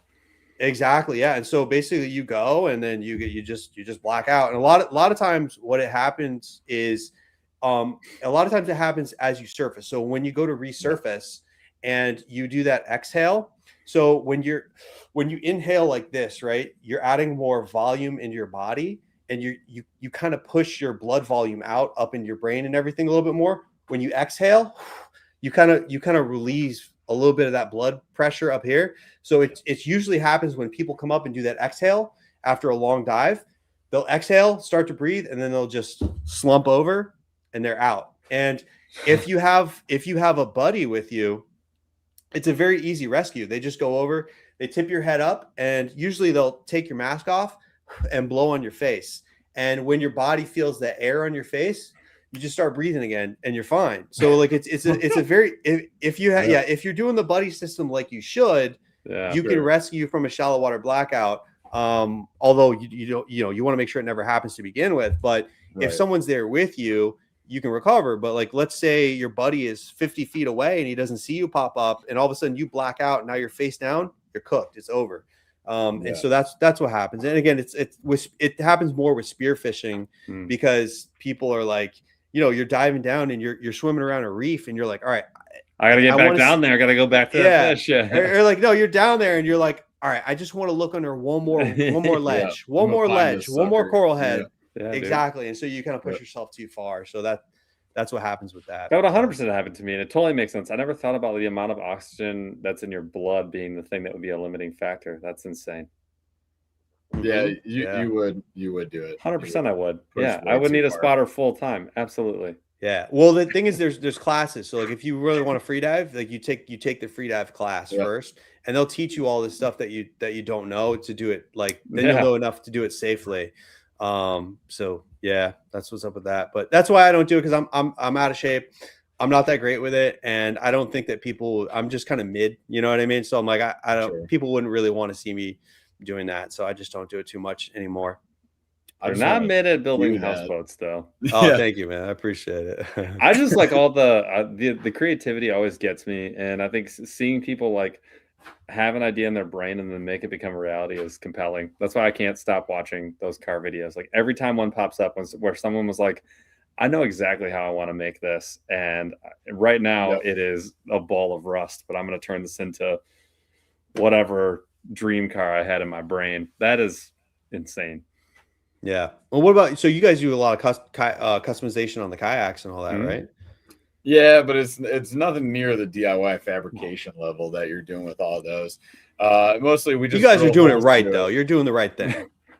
If you stick to the guidelines, yeah. I mean, motor bracket is where the motor goes, but I mean, technically you can put it anywhere if you wanted to. There's so many things that you can do with kayaks. It can get really interesting. So we were in a kayak build-off competition that, may it rest in peace, no longer exists. Paul did win. He has the belt actually behind him. So nice. Yeah, cool. He is the championship customizer. He did it with the most custom, the coolest kayak. One was the person that I went up with against first though, and his stuff was unbelievable.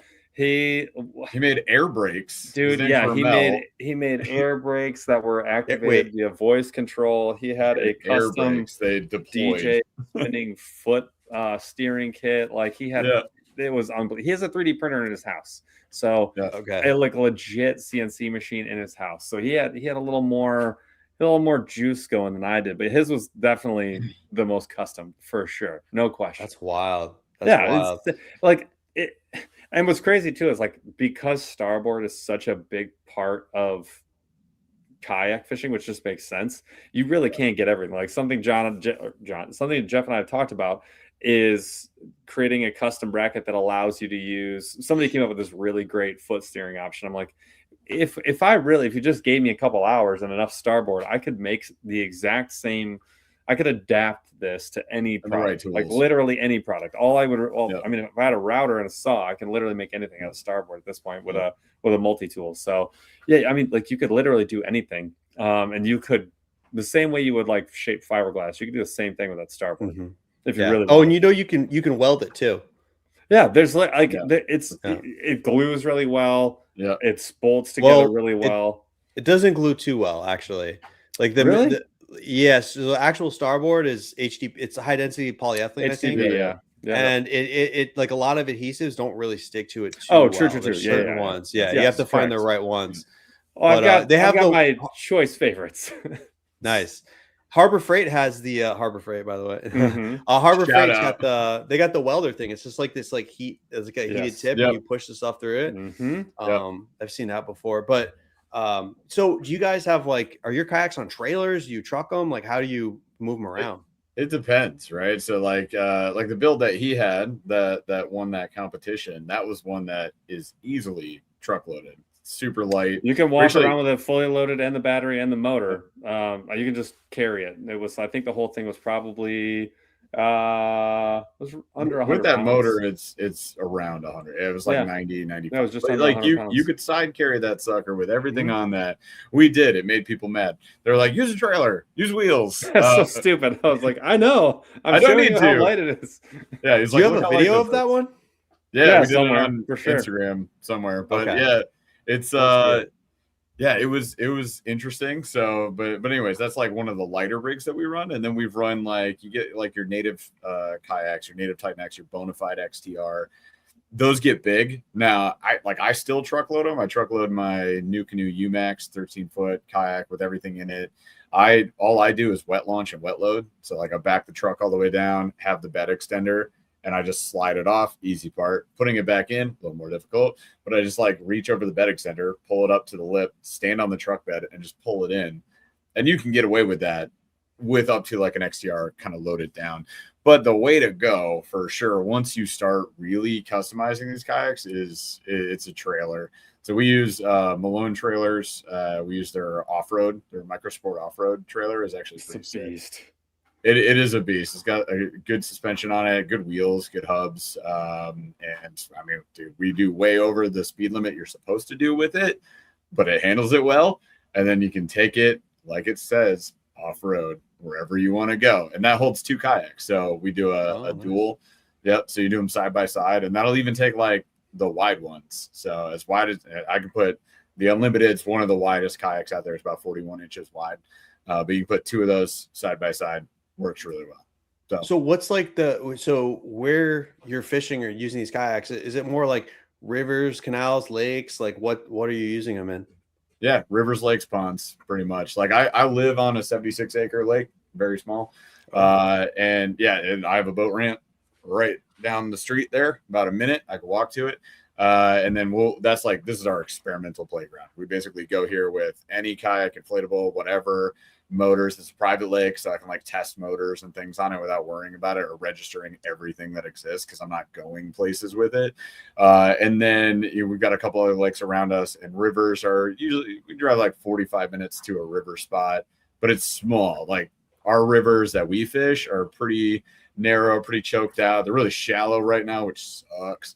But when the water's up, you can get some good current ripping through there, and we're like kind of zigzagging around trees and logs and laydowns and all sorts of crazy cover. They're fun little spots. Yeah. Do you ever take it up like to the Great Lakes? That's something we got to get into more. We're actually going this weekend to Lake St. Clair, maybe Erie. We got to try and register. We just got a Sea Eagle Fish Tough 14. So that thing's awesome. I saw that iCast. That thing is so cool. It's so cool. Nuts. We built it up, did an unboxing the other day. It's freaking insane. They do quadruple overlap and weld with that thing, so it's like insanely thick. Not crazy heavy for how big it is, but it's heavy duty.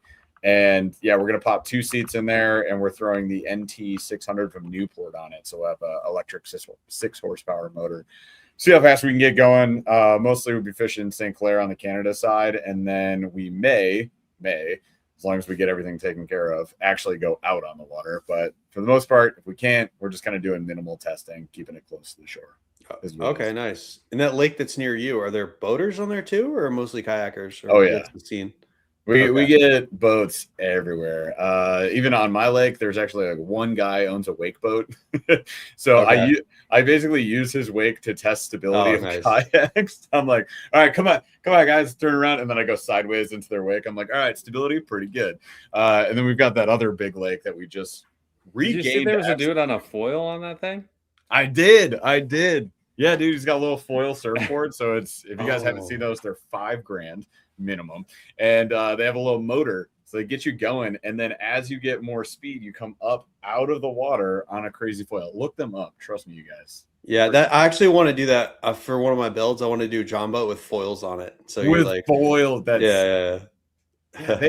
don't they have yachts with foils? They have like some big boats that will. They do, yeah. There's some, but the problem. So I think what I need to do is I need to get a long shaft motor, because once you elevate, right, your motor. So I want to get a long shaft motor, and then I want to put it on like a on the fly jack plate, or maybe make my own out of electric actuators. Something where as it gets going up, I can push the motor deeper, and then keep going. So that would be fun. So those foil boards are awesome. They're super. With the kayaks, like, does that enable that? Obviously, enables you guys to get into a bunch of places where the boats can't, right? So you can access a bunch of ponds and lakes that other guys aren't fishing. Yeah, for the most part, you can. I know it's amazing. Like you definitely can. It's shifted a lot over the years, but yeah, it has. I mean, I think like, and you would know this better than most. Like, with the right motor trimmed out, like there's not a lot an aluminum boat can't do. Like there's any aluminum, right? Like, I mean, a V-hull sure is different, but like, especially a flat bottom, like aluminum boat, like there's not much that boat cannot do. It can do a ton, and it can withstand a ton of abuse. But yes, I mean, yes, you can. I think the biggest thing with kayaks for me, and the reason I enjoy it, is the personal nature of it. Like, I'm not reliant on somebody else. I don't have this like very it's like way less obtrusive, and like it's a pain in the neck sometimes, so the simpler the better. But having your own like very quiet personal space where I can do all the fishing, I have all the capability that I need, and having it be truck bed able that's the best, man. Like when we go out, when Jeff and I go out, sometimes we fish together, and sometimes like the second we get out, we're like, I'm going this way, you're going that way, and I'll call you if something happens. Like I like the personal nature of it. And it actually, have you seen, there's a lot of kayaks, and this is just something that I think is interesting. In Brazil specifically, there is a huge culture around like these 10 and 14 foot wider kayaks that are very boat. The bottom of them is very John boat, and the top of them is very kayak. They're about 42 inches wide, and they'll have like a 9.9 on the back. I saw that on Instagram. I saw those guys like ripping offshore and with those things flying. Yeah. Trolling motor on the front, and they're going, it looks like 20 plus, and I can't imagine it being any slower. They're flying and hitting wake, and I mean they're in salt water, right? Yeah, that to me is like, I would prefer the electric. I just prefer an electric motor in general. If you can find the right electric motor, I don't see why that setup isn't the absolute king. I mean, you could literally fish any water. There's nothing you couldn't fish. Nice. Yeah. That's cool. I like the kayaks for accessing so in South Florida, we probably have, it must be in the thousands of miles of canals all over the place. And, there's peacock bass, there's clown knife fish. Obviously there's, largemouth bass, mine cichlids, snakeheads.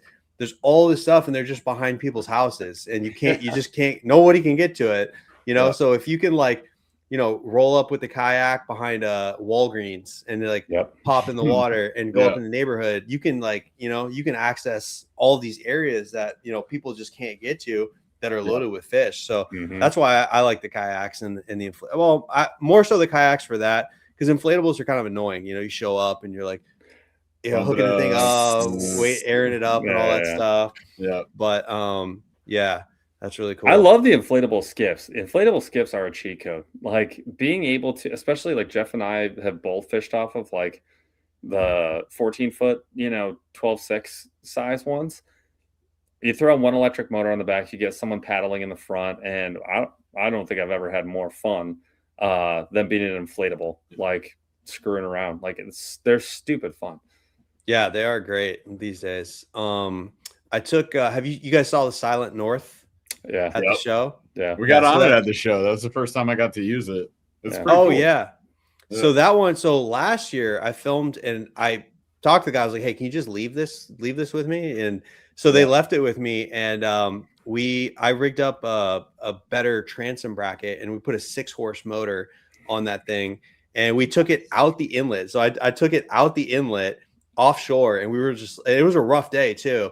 And I was like launching that thing over the waves, and dude, that thing is, that video got 1 million views, and they were like, now every show they go to, they're like, oh, we saw that thing go offshore.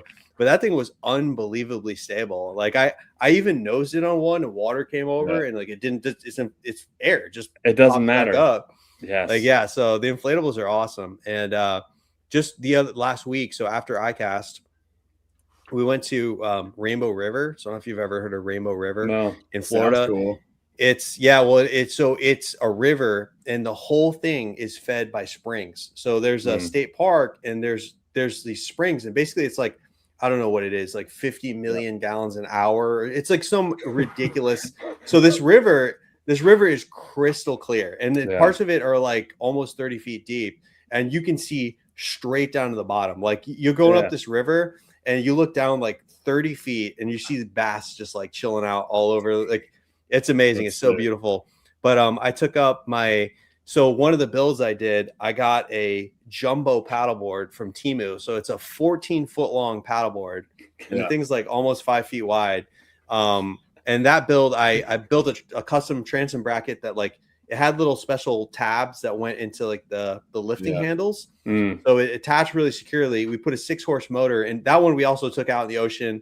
And Old School was launching that thing over the waves. But that thing was awesome. But I took that up to Rainbow River. No motor, but we just we just paddled it up, I had the whole family on the board.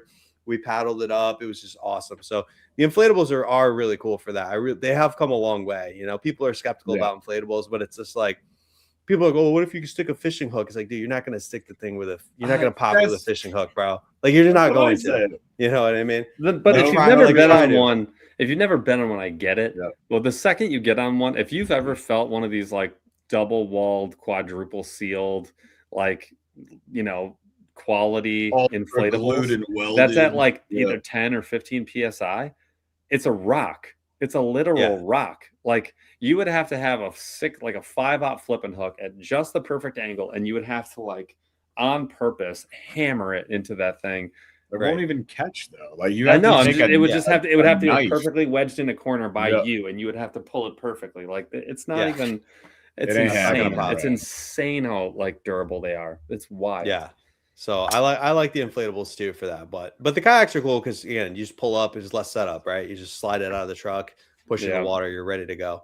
Jeff and I need to get a John boat. We've been talking about it we talked about it actually this winter a bunch. We're like, we gotta get one. I want to get one. I want to get a used one. I want to take like a bunch of like kayak parts and just like slap it on there. Get it. I'm kidding.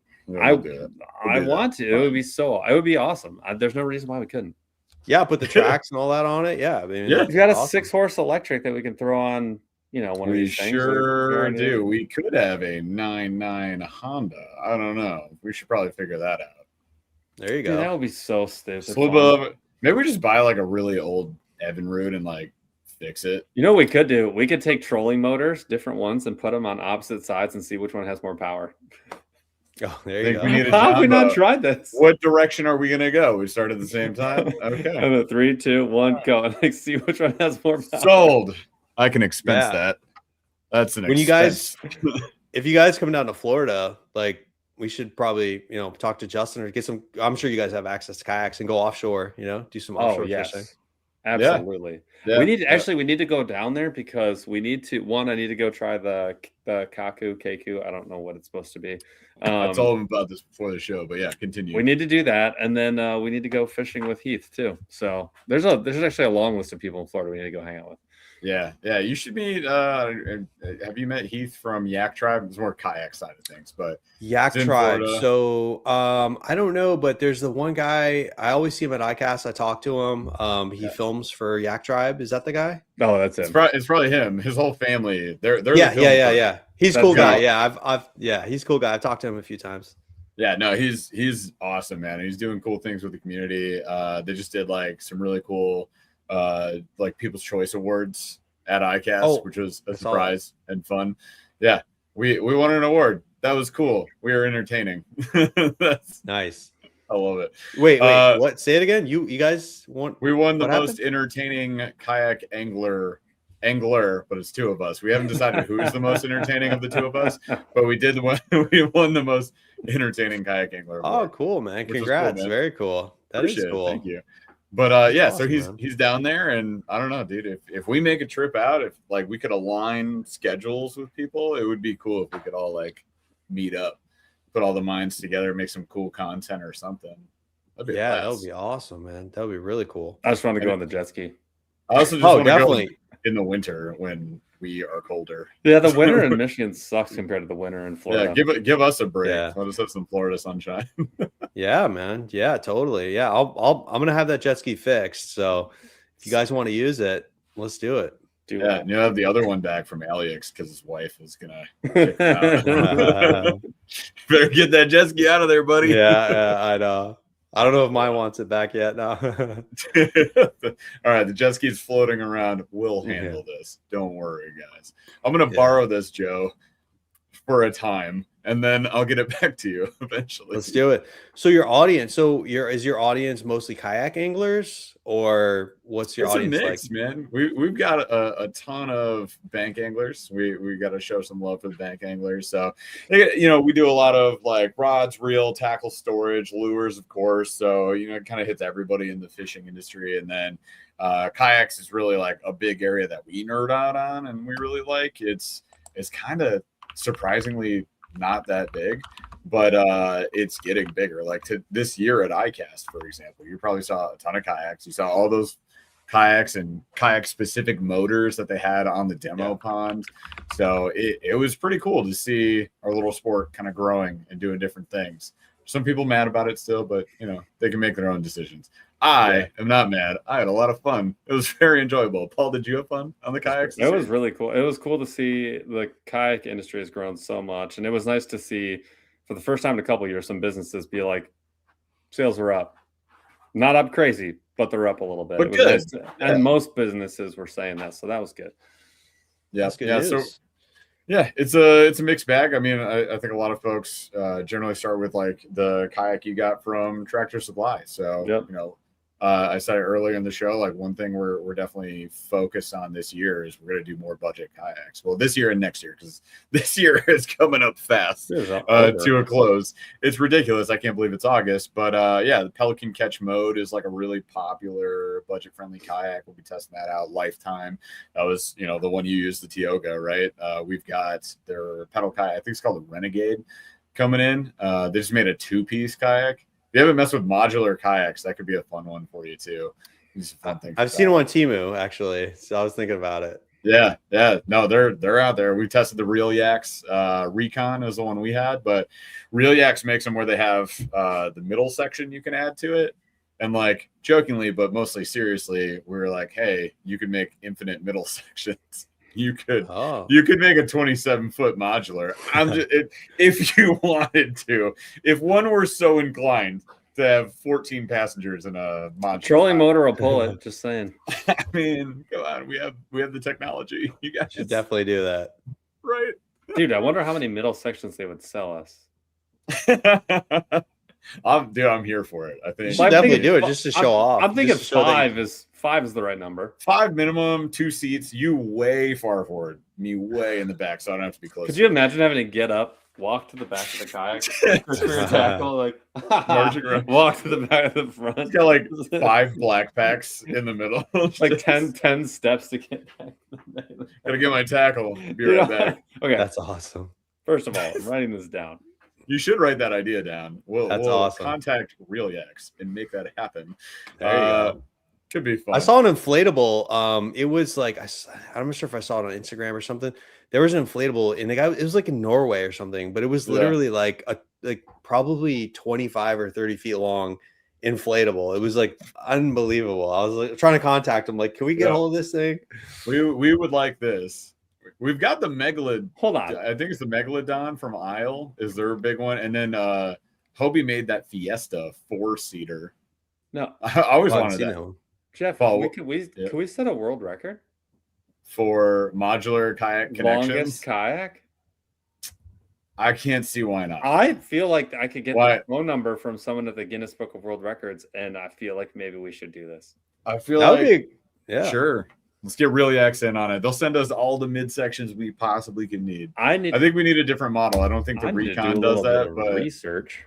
that would be a pretty cool build. Like even if you took like a couple like cheap, like take your cheap kayaks and like cut them up and then like get like the plastic welder and from Harbor Freight and like weld the sections together and make it long.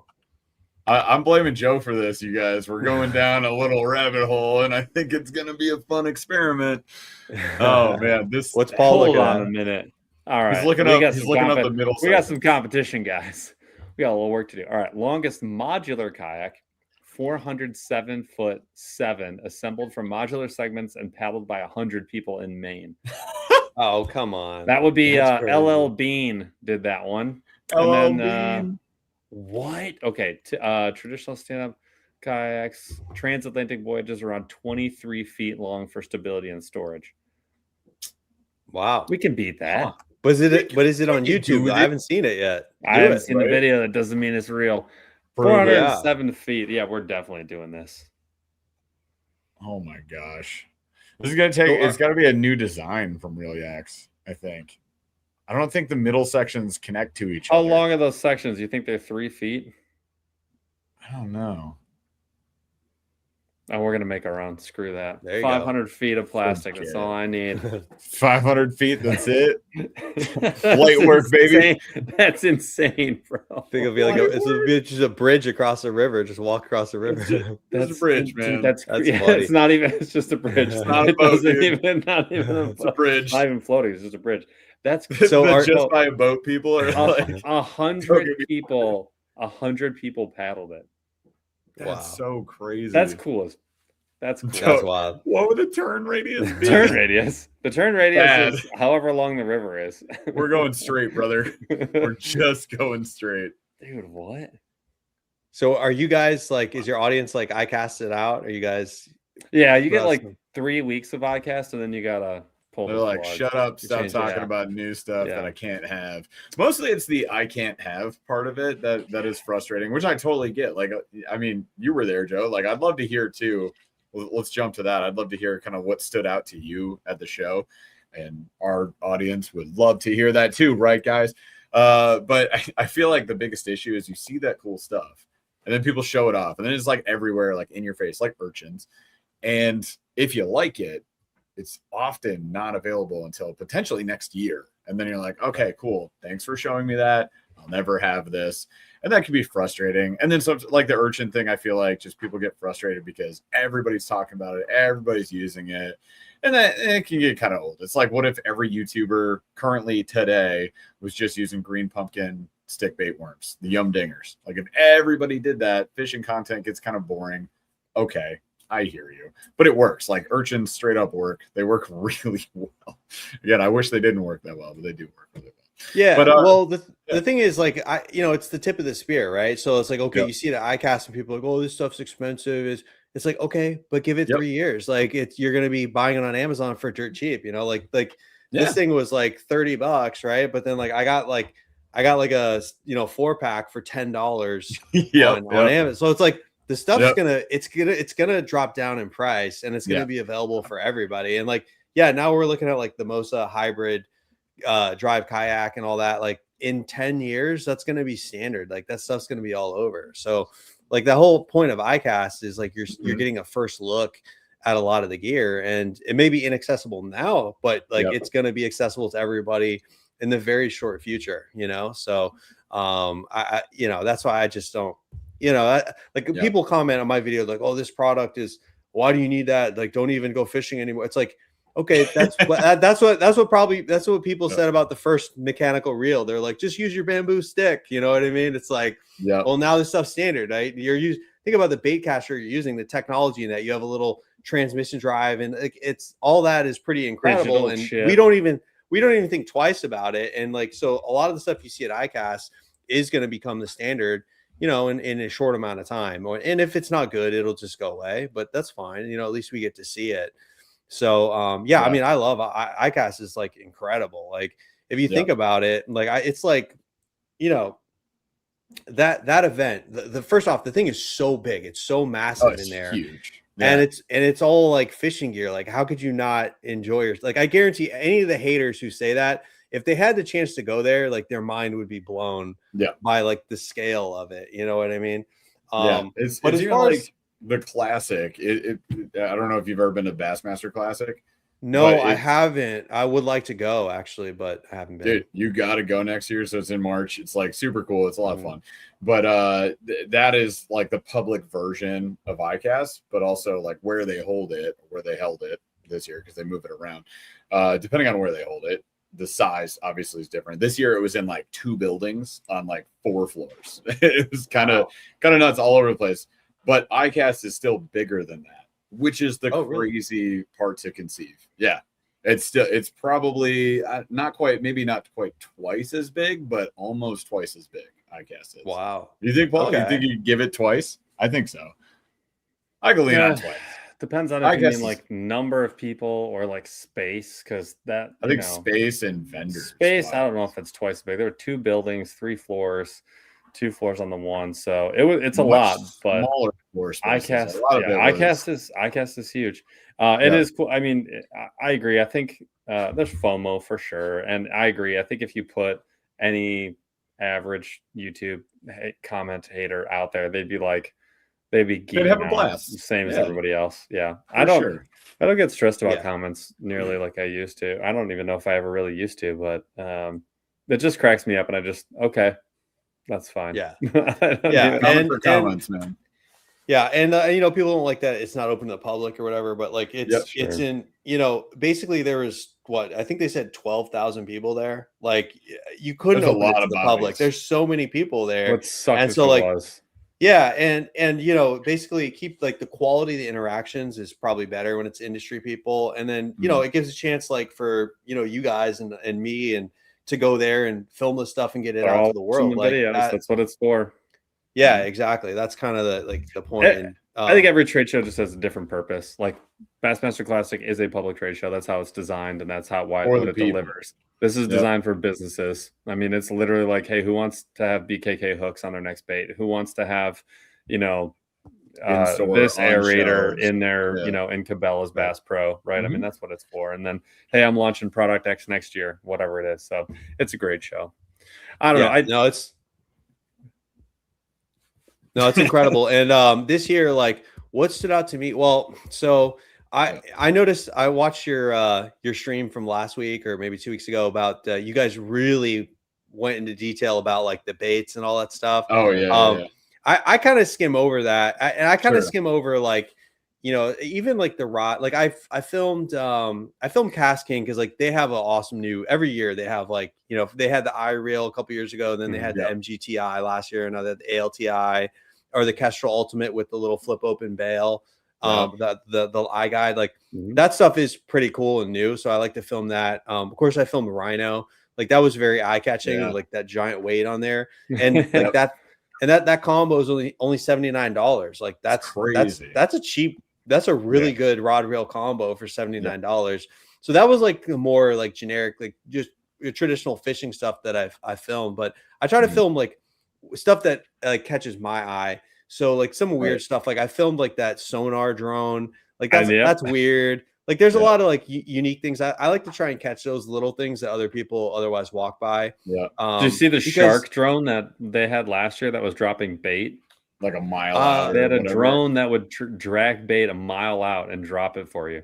Yeah. That's crazy. Maybe a couple years ago I filmed something like that. Like I filmed something like a fishing drone that would you can drive the bait out and release it. It was insane. So I like filming that like unique stuff that catches my eye.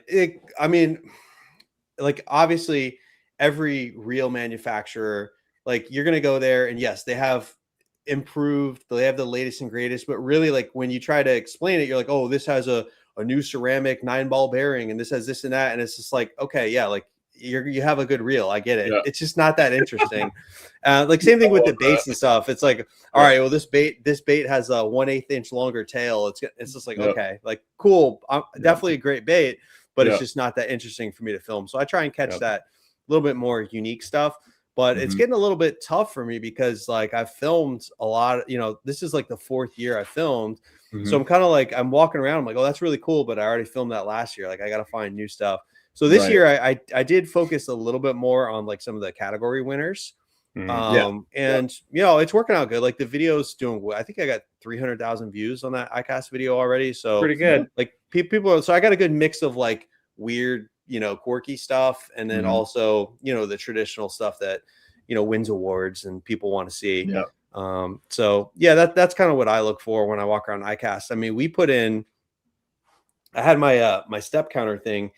And we put in 80,000 steps, and like I calculated, I Googled like how far is 80,000 steps, and it was like almost 30 miles. Like so, that's how much walking we did. Like up and down, we walked up and down the show like multiple times, and and like so even like the 4th day there, like I walk and like I still see new unique things. You know what I mean? You just gotta walk slow and like really look and like talk to the people.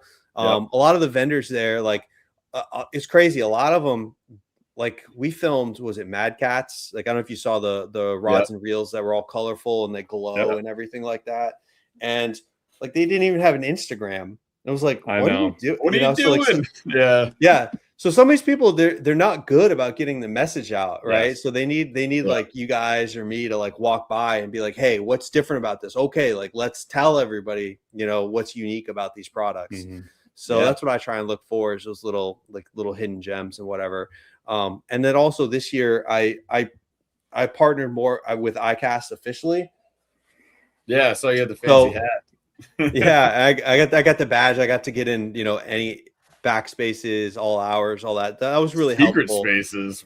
Talk to me, brother. So that was very helpful. But one of the segments I interviewed the guys from ICAST, or the guys from ASA, right? Yeah. So people just think of ICAST as just like, people just come to show the new products, but it's put on by ASA, and ASA actually, like, I guess they're like almost like a lobby or something, to where the American Sport Fishing Association.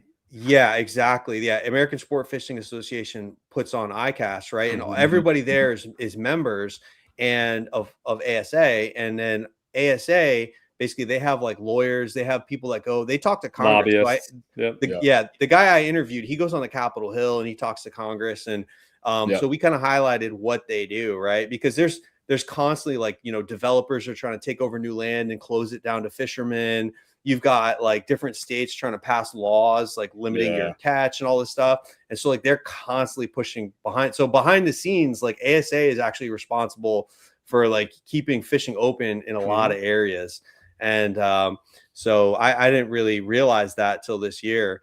That was a good message that we got out. But it kind of made me feel so, like, I'm all about budget and cheap and all that stuff. Like, I've done a couple of videos of like, I did a video where like Temu fishing gear, like I spent probably not like $300 and I got like all this crazy stuff from stuff from Temu. And but now I'm realizing like that may not be a good thing, because I don't know if they're paying like their excise tax. So all the manufacturers, I don't know if you guys know this, they pay the excise tax.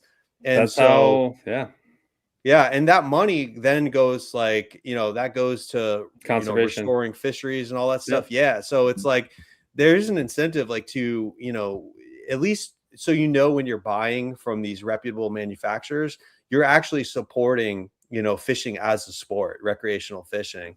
So it kind of makes you feel better about spending some of that money on some of that stuff. And those, a little bit better, and those taxes are self-imposed by hunters and anglers. The reason we have what we have in the federal national park system and the state level is both paid by hunters and anglers, and it's not paid by almost anybody else. That is just us. And us buying, every time people complain about their license, I'm like, every single one of your grandfathers chose to do this, and this is the only reason we have what we have. We're actually the only country in the world that has the model we have, where because we pay taxes on everything from backpacks to bullets, and also our fishing license, we all chose to do that so that we could have what we have here today. It's totally different than the rest of the world. Yeah, exactly. So ICAST funds all that. So it's like, even if you don't like, even if you think like, oh, there weren't enough new baits, there's nothing. It's like, okay, chill out. Like, we're supporting like your right to fish and all that stuff by participating in ICAST. So it really is a great event. But yeah, it has made me think twice about buying like the cheap, budget Temu gear and all that stuff. I'm like, okay, maybe I'll back off on that a bit. Pay 10% more. Yeah. 20% more. Well, sometimes it's a lot. I don't know, man. And Temu's so hit and miss because there's so many different like suppliers on there. So you just have to like know, okay, like I can trust this company, these specific baits, they work. But sometimes you could buy 10 of the same bait and like 5 of them don't work, 5 of them do work, and you're just getting junk, man. So some of it does work. I get it. Totally works. It works for some people. Absolutely. I've got it here. Like I've got some gems here. Like I got this. Save the gems. I don't even know what this thing is, but this thing, like the Mayan cichlids and the peacock bass go crazy over this thing, and like I'm like hanging on to this for dear life because I can't find it on Temu anymore. Like that's one of my favorite lures that I got off there, and like I got this combo. So this is like a, I don't know, what do you call it, a micro or what do you ultralight? It's an ultralight. I got this for $11, and I'm not getting $11 for the combo. No. And it works awesome. Like it works. I've had this thing for like 2 years now, and like it's one of my favorite rods. Like so. You can get some stuff on there. It is hit or miss. You for sure can. Yeah, every time we did a video, we basically had a 50-50 shot. Like 50% of the baits, they worked. Or the reels, actually, I never loved any of the reels that we picked up, but that's just the ones we picked up. But yeah, it always seemed like 50%, they work great. Like this is fully a passable bait. It will absolutely catch fish. And then 50% was like, why is it going completely sideways and upside down? That's weird. So yeah, Sometimes good, sometimes maybe not. But I'm with you. Like I always feel kind of weird supporting Temu and buying Temu stuff, and never sat well with me. Yeah, So. but this year I got Cast King actually set me up with the MGTI and a rivet rod, and like, dude, this thing is so nice. Oh, and you got the rivet rod. Those are great. Those are great. That's a great combo. Mm-hmm. Yeah, it's awesome. Now I'm using it. I'm like, oh my! I'm like, this thing is like the Ferrari compared to the old junk that I've been using. So, oh yeah, so that's the Asagi rods that he's talking about. You guys, the white ones on, which are still on Cast King. I was told they were being phased out, but they're just out of stock, in stock. It's random, but they're there. And that one, the rivet, the frog rod, that is one that we don't have that I actually want really bad. But we have like the bladed jig one, the jig one, sort of the do-all combos, and a couple other ones that we've been using for a while. One of my favorites, $150, man. That's a dang good rod for $150. Yeah, it is awesome. Yeah, I got that one like little. I don't know, was it medium heavy action? I got it for snakeheads. Like that's gonna be my snakehead rod. Yeah. That's awesome. I love it. Well, shoot, you guys, it's almost 10:30. We have been cruising tonight, talking about all sorts of good stuff, having a blast, hanging out with Joe. And what we do on our show, Joe, I didn't even brief you on this. I'm a terrible host. And I didn't even give Paul a link, you guys, before we hopped on. So Paul was like over here, like, what do I do? And I was like, I don't know. Figure this out. But what we do on our show is we do what we call slow rolling thunder. And it's where we ask usually just some fun, random questions. We all participate. We have our guests go first. And then, of course, I want to give you time to shout out your channels, too. We should probably do that now so we don't forget. But if you guys aren't following Joe, where can they find you? What's everything they should be looking at right now? Yeah, so it's Joe Oceanside on all the platforms. So Joe Oceanside on YouTube, and then one word Joe Oceanside on Instagram and TikTok. And Facebook too. So we're growing on Facebook pretty good. That's been pretty cool. Nice. So yeah, definitely Joe Oceanside on all the platforms. You'll find it. Super simple. There you go. So yeah, definitely go follow Joe and connect on all that social media because he's awesome. And that's why we had him on our show. Thank you. Only cool people come on the show. Thank Joe. you. Oh, I do got one more thing about the YouTube videos and iCast and stuff. I think last year you guys kind of called me out. You're like, oh, you're the one who put the AI kayak. Dude, I was going to pull up the thumbnails. Yeah. But that works so well for you. Just know that first one I did feel a little bit bad about because that was the first iCast I went to. And like, I've been using the AI stuff for years now. Like now everyone's used everybody's iCast is an AI thumbnail. Not everybody's, not us. Joe. I noticed you guys did. But the first year I had Midjourney make me this like AI futuristic kayak, and it looked real enough. And people were watching the whole video, and they were like, "Where is that? Where's the kayak?" And a lot of people were mad about that, so I did feel bad about that one. So the next couple of years, I did the robot fishing. The next couple of years, I made it so obvious that this is not a real thing. I made a cyborg robot. Where's the robot that fishes, Joe? I'm confused. Yeah, exactly. Very angry about this. Here, I know it looked too real, so I felt bad about that one. But it got so many views. I'm like, I'm not gonna mess with this thumbnail at this point. No, like, people are watching it, and then they like it. You know what I mean? Like if it was truly clickbait, like people would click away, and then it would get canned in the YouTube algorithm. So I was like, all right, it's whatever. I'll just leave that up.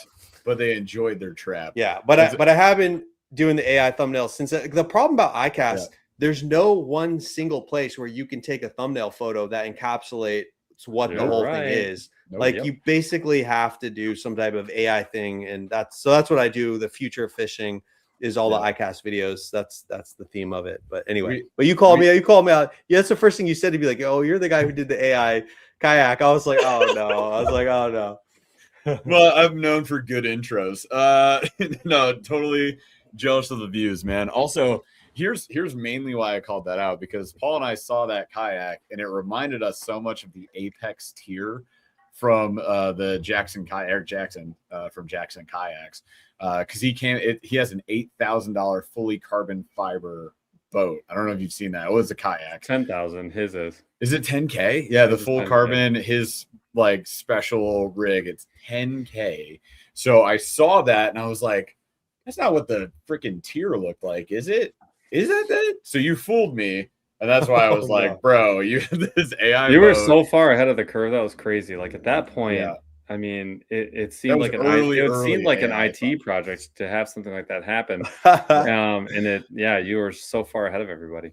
Yeah. Well, if any of the kayak manufacturers are watching, you should definitely go look at that thumbnail and try to make it, because people want to see that kayak out. Yeah, no kidding. It could definitely be something that could be made. I'm looking at it and I'm wondering how it would paddle. Like, I think it would be pretty good. The comfy boat seat is pretty nuts. Dude, that thing is, and it comes up. The back comes up. The back is super high. Yeah, it looks like it looks like the Jetsons would fly in that. There's like a cockpit in the back, like the old cartoons would have 100%. the mother-in-law spot. Yeah. That was the bubble in the back.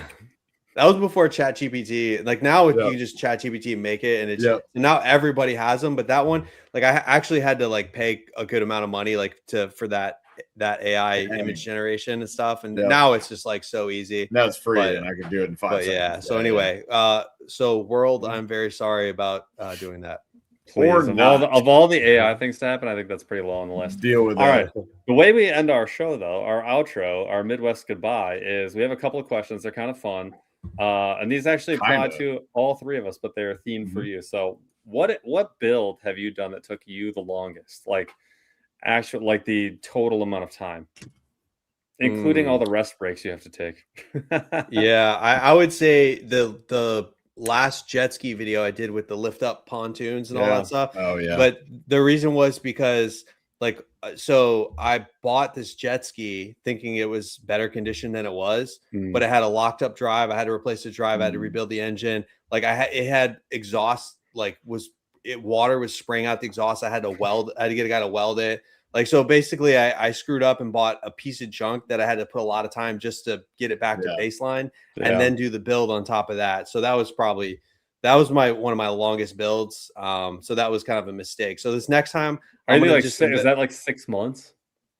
No, it took 3 months. It took about 3 months, but it was just, that one was intense. Like, dude, I had to rebuild the Mikuni carburetors. I had to look up. I became an expert in carburetors and pressure testing pop-offs, and I had to learn a bunch of stuff.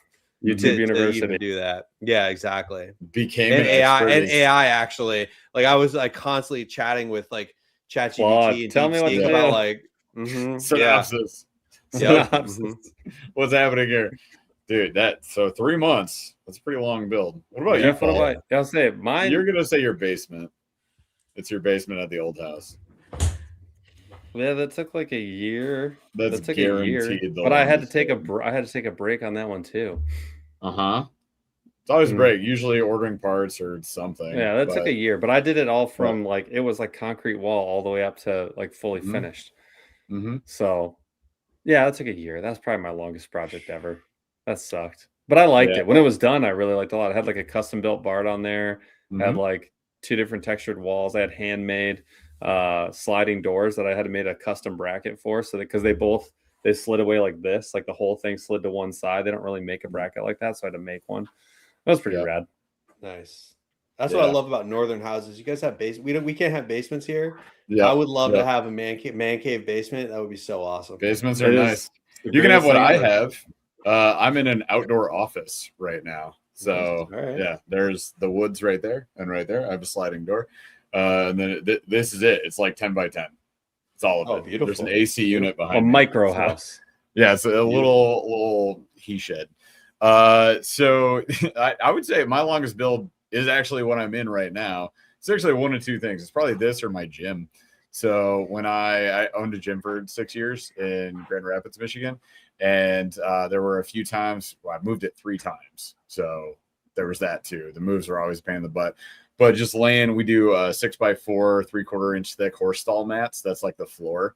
So you do hundreds of those. I had hundreds, and we were just dragging them around. They're weighing 40 pounds each. Yeah, I got those in my garage. I have a little gym in my garage, and those things are so heavy, dude.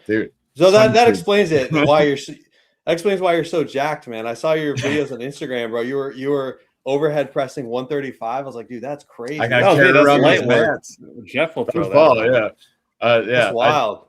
That's why we got a lift, man. But yeah, doing that, and then also just dealing with the warehouse like unit we were in. It was like long, so I had to like run all that mat. We had some guy like built us offices. We had a wall rig, which is where you do like your squats and stuff, that was 72 feet long.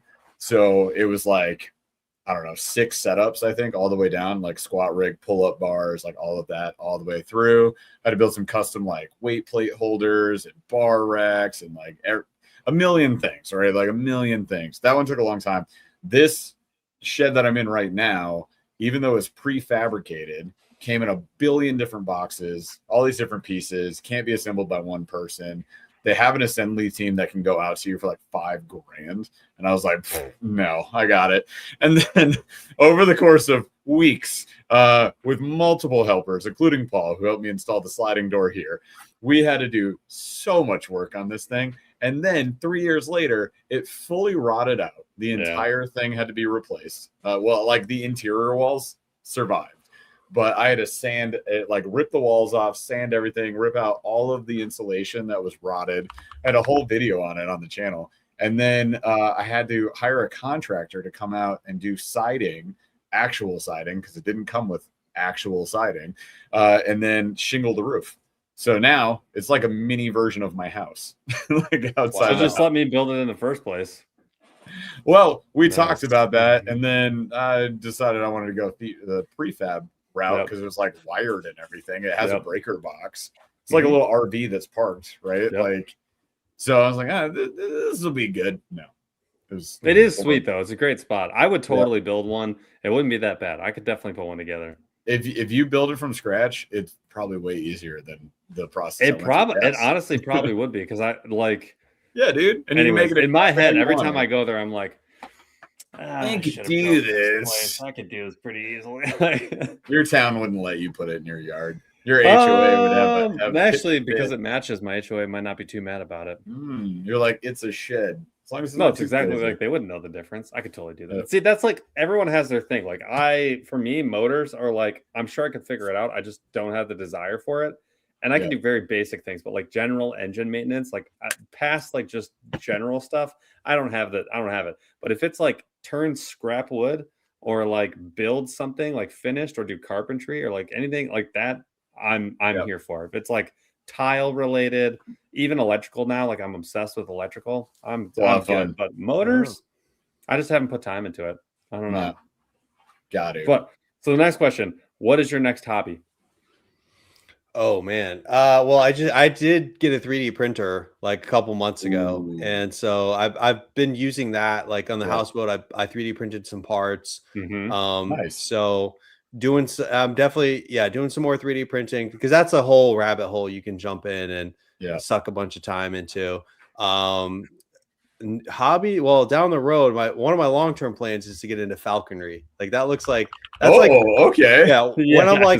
When I'm old, that's gonna be like my when I'm like 65, I'm gonna get into like falconry. That's like something I'm interested in.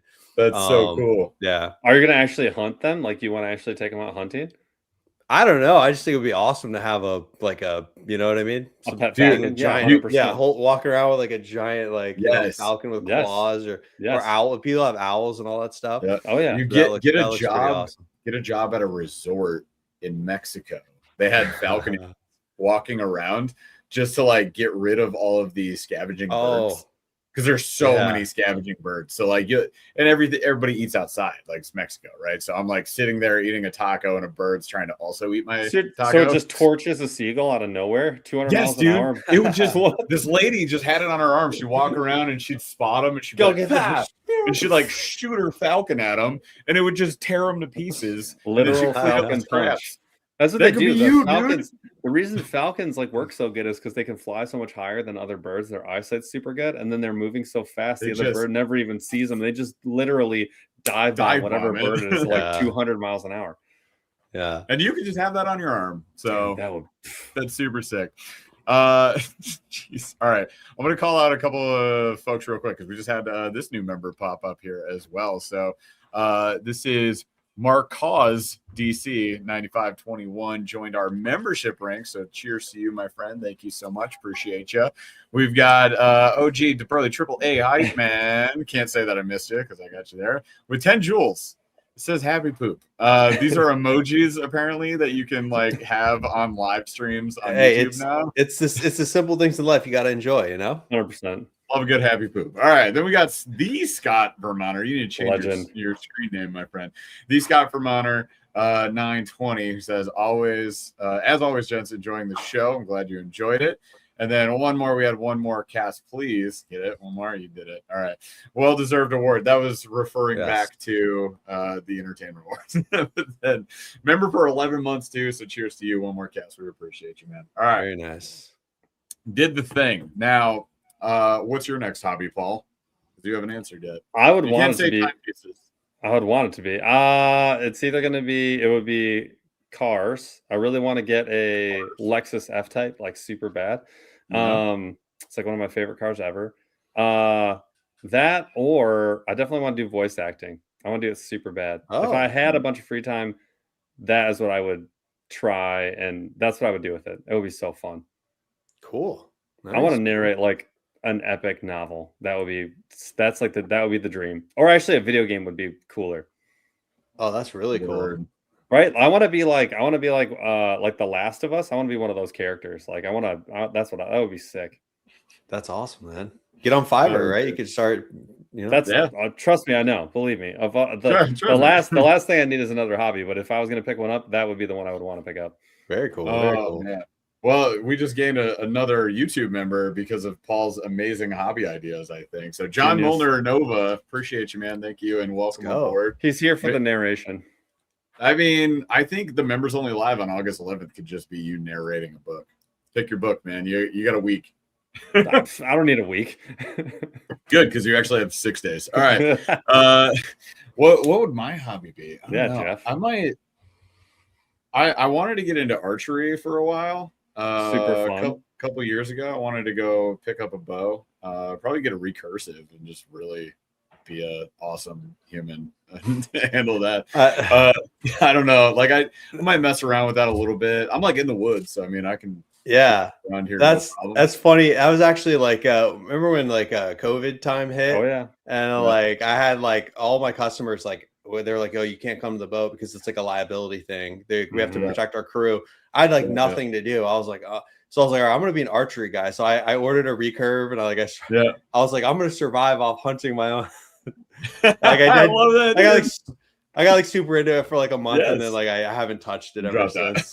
I sold my bow 2 years ago, right before we bought our house, because I just haven't had time to hunt. Yeah, going and shooting is like stupid fun. It's super fun. And like I can just have targets in my yard that I shoot at, and then like if I miss, I walk into the woods. Like you will not find that arrow. No, unless it glows, you are not finding it. I had a one. It's crazy how fast you can lose an arrow. Actually, I'll just not miss. Yeah, just don't miss. Way easier. Just don't miss. Like split the arrow that you hit in the bullseye in half. That's what I learned from Robin. Yeah, sure. There you go. Easy. It's super easy. It's either that or I'm picking up a skateboard again. That'll be my other. Oh, that was the other thing I did too during COVID. I was like, all right, I'm gonna start skating again. And then I'm like, dude, I'm 40 now, but I'm like, all right, I don't have health insurance. I can't afford an injury. I was like, I'm gonna chill out with this. It's the broken ankle waiting to happen, or the broken like tailbone. Like that's the one that will get you. My wife's got great insurance through being a teacher, so let it flow. I can do whatever I want. Also, Paul's Town just added a new really cool skate park within the last couple of years, and it's like all concrete. Yeah. And every time I drive to his house to film, I look at it and I'm like, I could probably ride that. I could probably do something. I could do a few tricks still. How old are you? I'm 38. So okay. I got 0 time left. I got -5 years left in my athleticism. But I could still skate. I picked it up off and on like 4 or 5 times throughout my life. I did it a lot, obviously, as a kid. But then when I owned my gym, there would be days like lots of downtime, and we were in like a warehouse district area. And in the loading bay, I actually built a ledge box and a ramp and a rail. And That's awesome. I bought a skateboard off of Facebook Marketplace, like just a complete deck from some kid. I was like, all right, whatever. I got a skateboard now. And I just built those boxes and went out there, and I would just skate midday for like 2-3 hours, get sweaty, go back to work. It was fun. Nice. It is fun. Yeah, it's a blast. It can hurt, of course, but it's a lot of fun for sure. Awesome. Well, hey, we appreciate you being on the show, man. It's been a really fun Thanks one for having me. Yeah, thanks for having me. It was great, man. Yeah, I totally told you like hour and a half. How long do you go? Hour and a half. Well, if it's fun, if we have a fun guest, it goes much longer for sure. I'm good, man. Yeah, I'll hang. Let's go another hour. All right. We had a long day. We want to go to bed though. But yeah, no, dude, same here. Well, you guys what time zone are you in? Eastern. Yep. Oh, you're in Eastern. Yeah. Oh, okay. Yeah, okay. Michigan, kind of, and Indiana were like the cutoff for Eastern. Yeah. Okay. It's wild looking at the US and you're like, wow, that big upper portion of that is all Eastern time zone. Yeah. Interesting. Okay. But yeah, we're on the same as that. But yeah, been a long day, but for real, really appreciate you being on. You've been a fantastic guest, and all of you guys should definitely go follow Joe on all of his socials. Thank you. Check out a lot of those videos. We force fed him a few for you today. If you're listening, you weren't force fed, so you have to go watch the video and then go subscribe to Joe. And then you can see some of those. But yeah, anything you got coming up that you want to call out, man? Anything you want to throw at the folks other than just subscribing? Me? No, I mean, not really. I'm just, working probably on another jet ski build. And then also I actually had someone give me a boat. So I got a really nice 21-foot Grady White cuddy cabin, like a legit, like real boat. Oh, wow. Yeah. Okay. So that, that's probably going to be like, you're talking about big projects. That's probably going to be the big project is now I got to get like a 200 horse motor and fix it. And like, so. I can't wait to see old school standing up while he drives that. Yeah. Oh yeah. Well, he's got boats. Like he's got so many. He's a marine mechanic. So like he's got boats. Yeah, dude. It's still one of my favorite things was watching him on that jet ski before you put the outriggers on it, and he's just like surfing. He's just like dropping down to his knees and stuff. Yeah, he's wild. He always pushes it way harder than I do. It's crazy. That's beast. Yeah, I love it. All right. Well, thank you guys so much for watching and hanging with us tonight. We will of course, be back again next week. We also have our members only live on Tuesday. So if you're a member, make sure you show up for that August 11th at 8:15 p.m. Eastern. Again, we appreciate y'all. Love you. And Chaz, take us out. We'll see you next time.